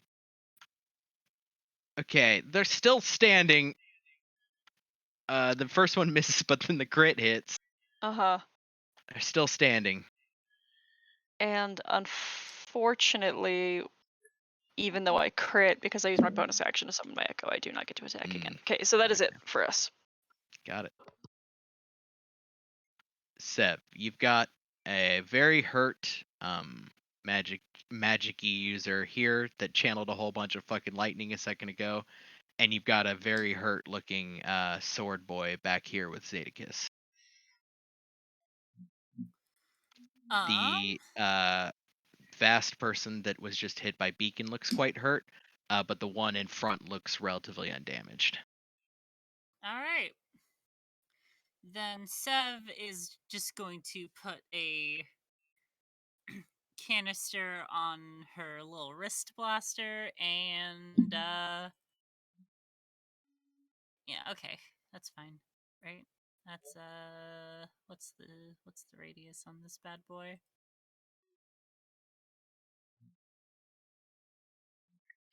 $10 foot? 10 foot's good. 10 foot works. She's just going to go ahead and send one of those canisters right to there. Mm-hmm. Oh man. Okay, let's see. Do they take half on save?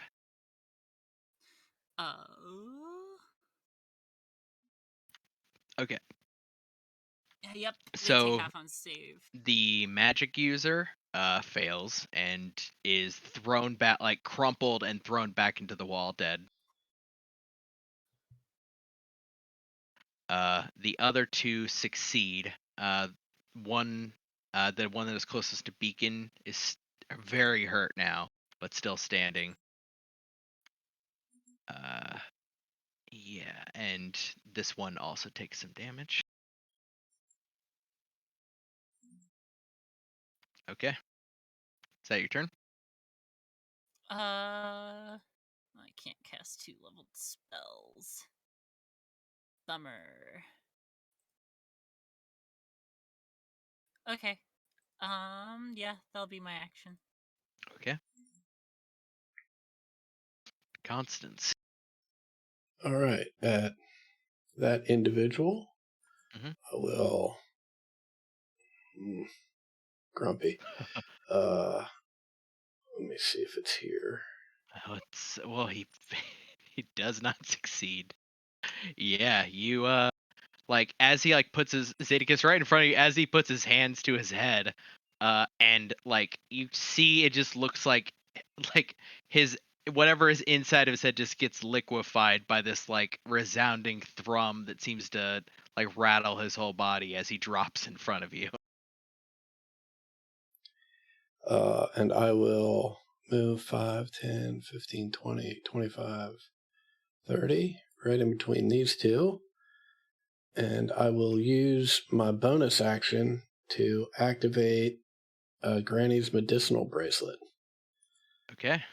And get 6 hit points back. Nice.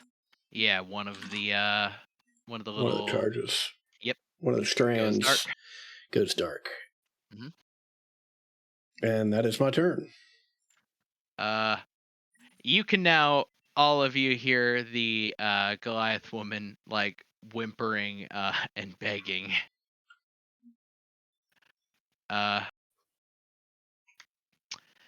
Right. So the one directly in front of you, Constance, gets give me that damage roll again, actually, for Spirit Guardians.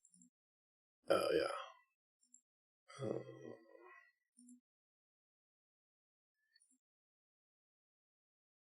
Okay. It won't matter for the one directly in front of you. This Man-O-War tendril gently passes through, killing it. The other one also succeeds, but still takes damage. The one remaining priest, seeing that everything has gone horribly wrong, raises their hands as that familiar sort of jagged tear opens up in the air above them, pointed towards Constance and Beacon, as the wall of water comes dumping out on top of you. Roll me a dexterity saving throw.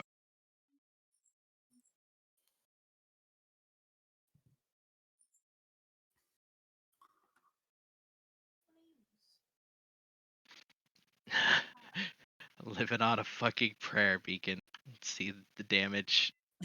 The damage keeps you alive. Oh wait, hold on. Is it aligned this way?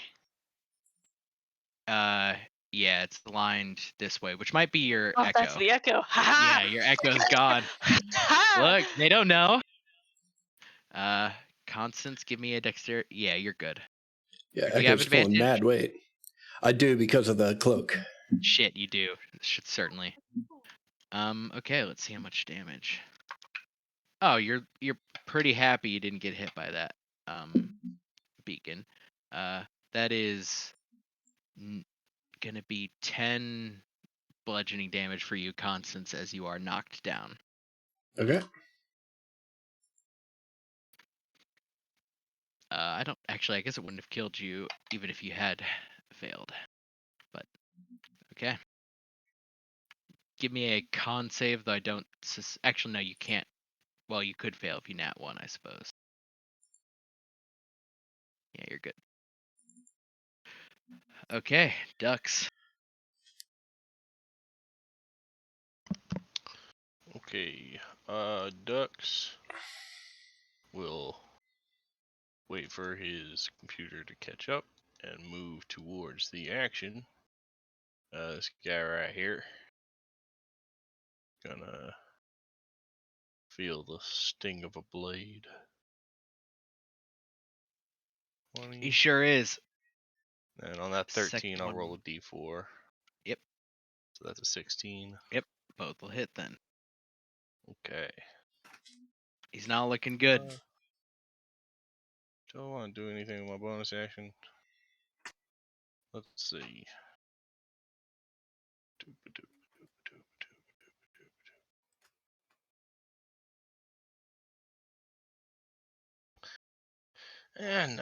No, I'm finished.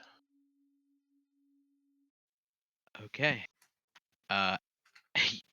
you, specifically Beacon, and you, Cons, with your passive perception, can very faintly hear, in the fucking Vanguard voice, as the like Goliath is like begging, no mercy.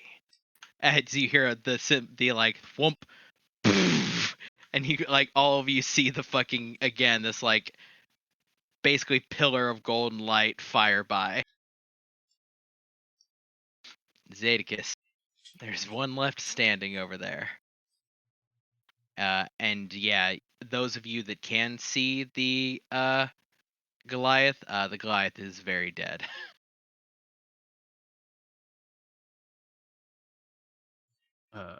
We'll use my bonus action so that I can get into range. Bonus action to dash. Mm-hmm. Oh, that's 3 to 9. Oh my God gosh. damn. God damn. Okay, he is dead. Dead. All dead. Dead. Beacon. Dead? Question mark. And we'll close in and attack. Okay. What does this coup de grace look like? The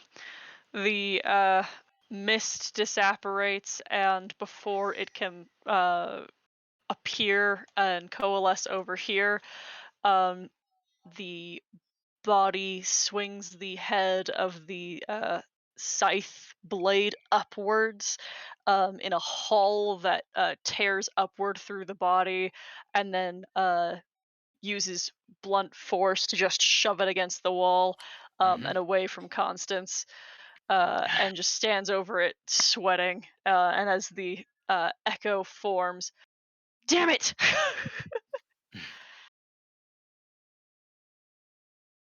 All right. We will, at that, as the last body falls, exit combat. Are you sure we haven't picked? Have we picked up Constance? What's that? Or did you get knocked out? Nope. You got knocked down.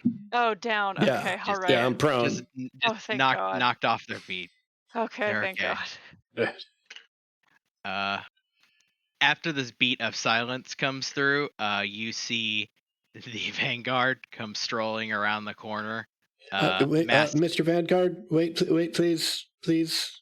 And I'll drop the Spirit Guardians. Yeah. You see, like, as he was walking, you see one of the Man of War just gently, like, bloop, going over towards him. Good. Okay. You could see he has the like las pistol up to his shoulder, and the end of it is looking like it's slightly slagged. He like surveys the fucking grim work that has happened here, and says, "You have vanquished the wicked."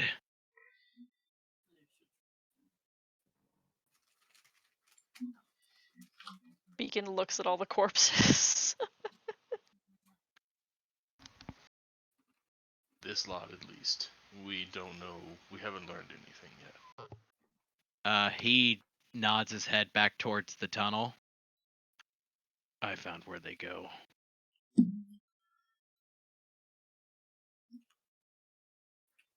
They can't go there anymore. Good. Are there any kids here? That you all hear, like, faintly a little voice go, hello? Oh my God. From down here. Like, down in this direction.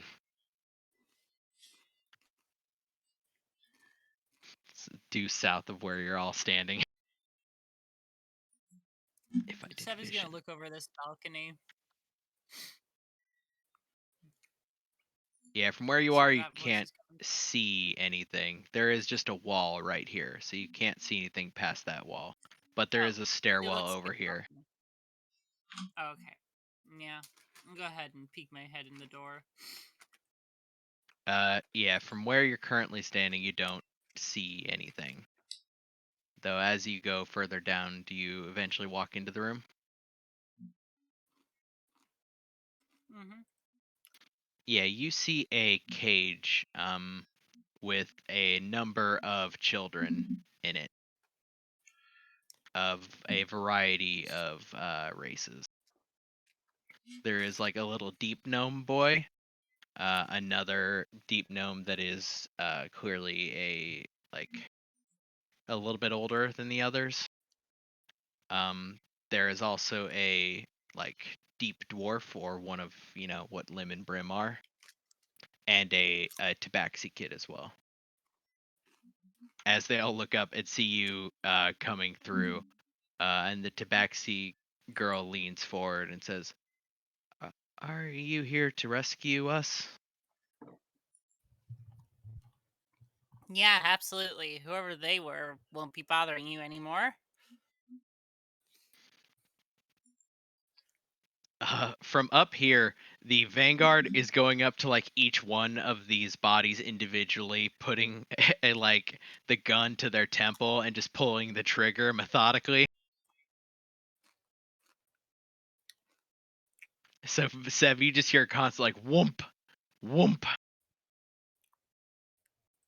Yeah, while that's going on, she's gonna go and unlock the cage. Mhm. I'll go ahead and pick it. Yeah, you can either pick it, or it looks like it's not particularly like fine make. It is just good enough to keep a bunch of kids in a cage. I'm gonna try and pick it just so I don't make Mhm. extra noise.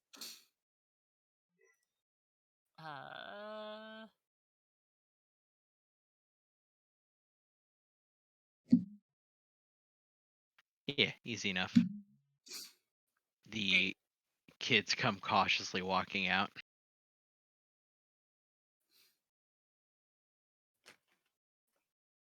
Huh. Well, if you don't mind,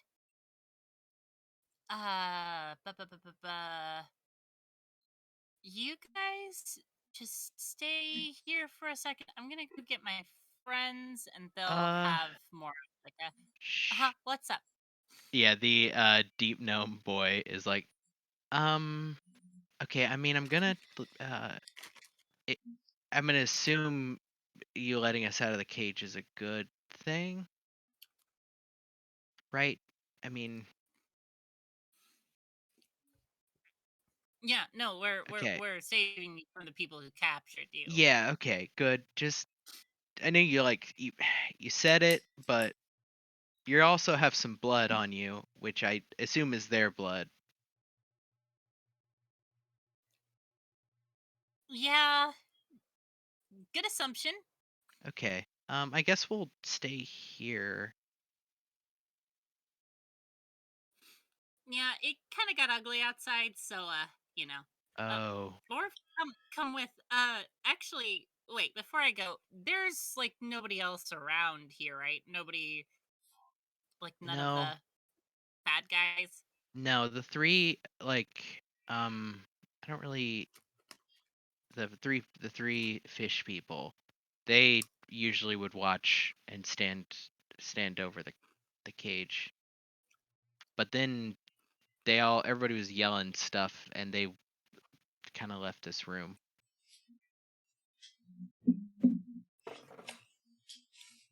Well, that's lucky. Mm-hmm. I guess. Well, just so you guys were away from all the fighting. Yeah, that's I can true. definitely say we took care of 3 fish people. Okay, He gives a very toothy smile and a thumbs up. That's good. You could see like 2 of the kids, the other deep gnome child who's slightly older, and the deep dwarf are both kind of like goggle-eyed and a little bit, looks like they might be like either hungry or like just a little bit kind of out of it. The tabaxi kid is just staring at you, like very warily.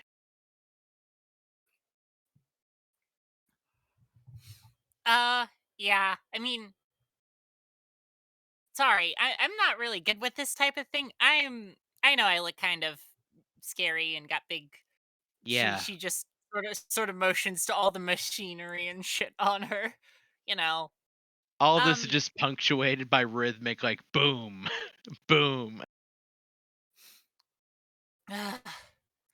But yeah, no, I mean, we're friendly and we're here to help you as best we can. Do you guys have like a place to go?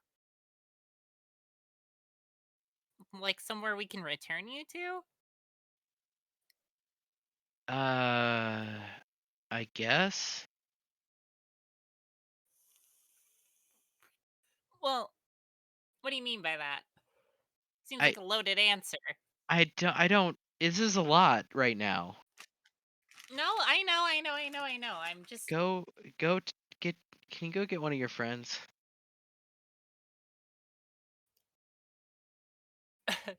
she just turns around and like sort of like throws up her hand like whatever and walks out and sort of like grabs the like the door frame and peeks out and is like, "Hey, I found him."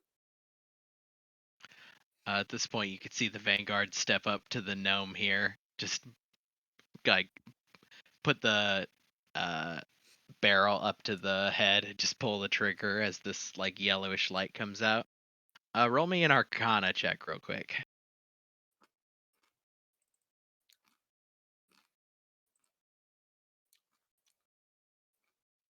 Flash of genius.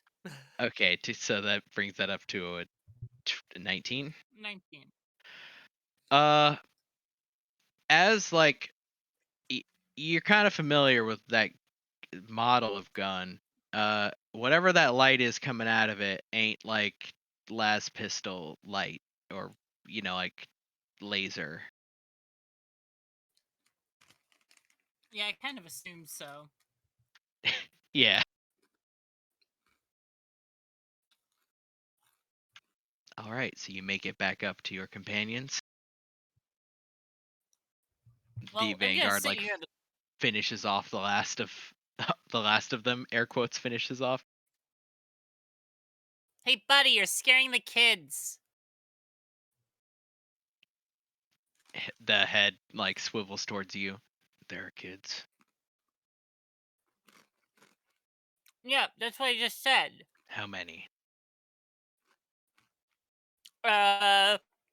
She'll like dip back into the room, so still hanging onto the door frame, and do like a quiet count. 1, 2, 3, 4. 4. Seem to ignoring that, he marches up to you, Dux, and stares up at you, and just sticks a hand out. Grip his forearm and yeah. You have delivered a blow to them, and I believe I finished them off. Great work. This ophid shall bite no longer, whatever. He nods sagely. I will take the children.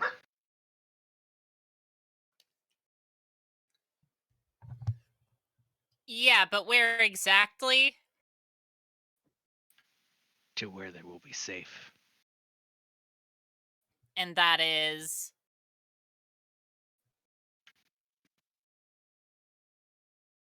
Like the head swivels towards you, Sev. They're less safe if you know. I promise you, anybody affiliated with this organization that crosses our path ends up dead, so... I think I'm fine.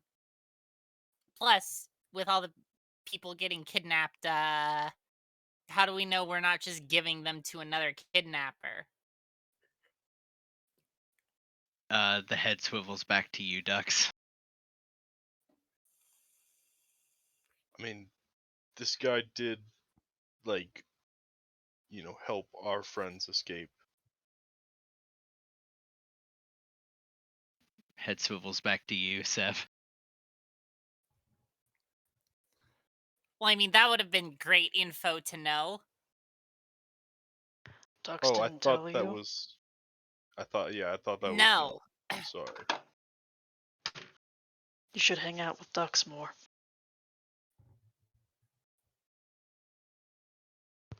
So are you guys coming or not? They're kind of just waiting outside the cage, which I opened. Yeah, he goes marching down, like comes and looks you up, and then looks back to you, Dux. Do you want to remain here to handle this, or do you need to go elsewhere? I think perhaps, I mean, I'm not so good at the scouring, but maybe we should take a look around and see if we can figure anything out. See if there's anyone higher up in the totem pole, or. It would have been easier to ask their corpses if their heads weren't vacated. He just blinks at you. It means we could have asked their corpses. Why would you need the heads? Well, just the jaws, I think. The lower half of the head is still intact.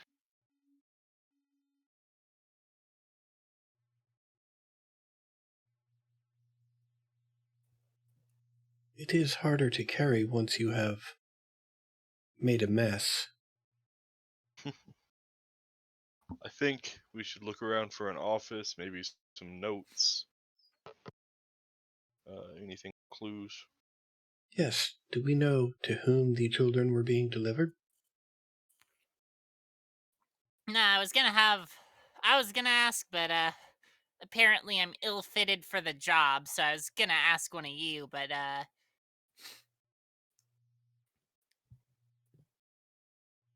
she just gestures a thumb at the Vanguard. Seems like he's already taking care of the situation. I don't know if you wanna help take care of the situation. She just sort of like raises her eyebrows at Dux.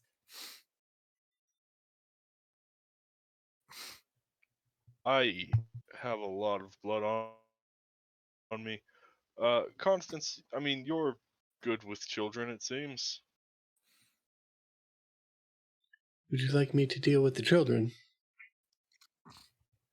Oh. Sounded ominous. Yeah.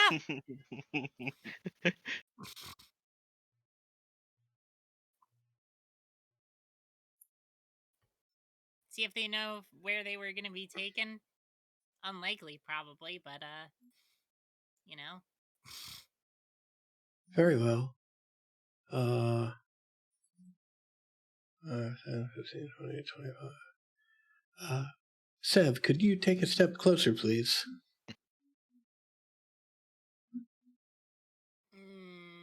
I'm nervous. Nothing to be nervous about.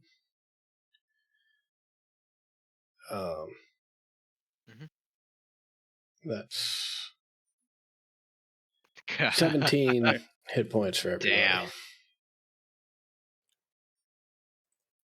The rolls have been the best of times and the worst of times tonight. Yeah. Steph sort of like looks up and down her body and is like, "Yeah, I didn't get hit. Thank you, though." Better safe than sorry. Hello, children. I think as you are walking down and seeing the Vanguard talk to the children and say, "Hello, children," we will call tonight's session.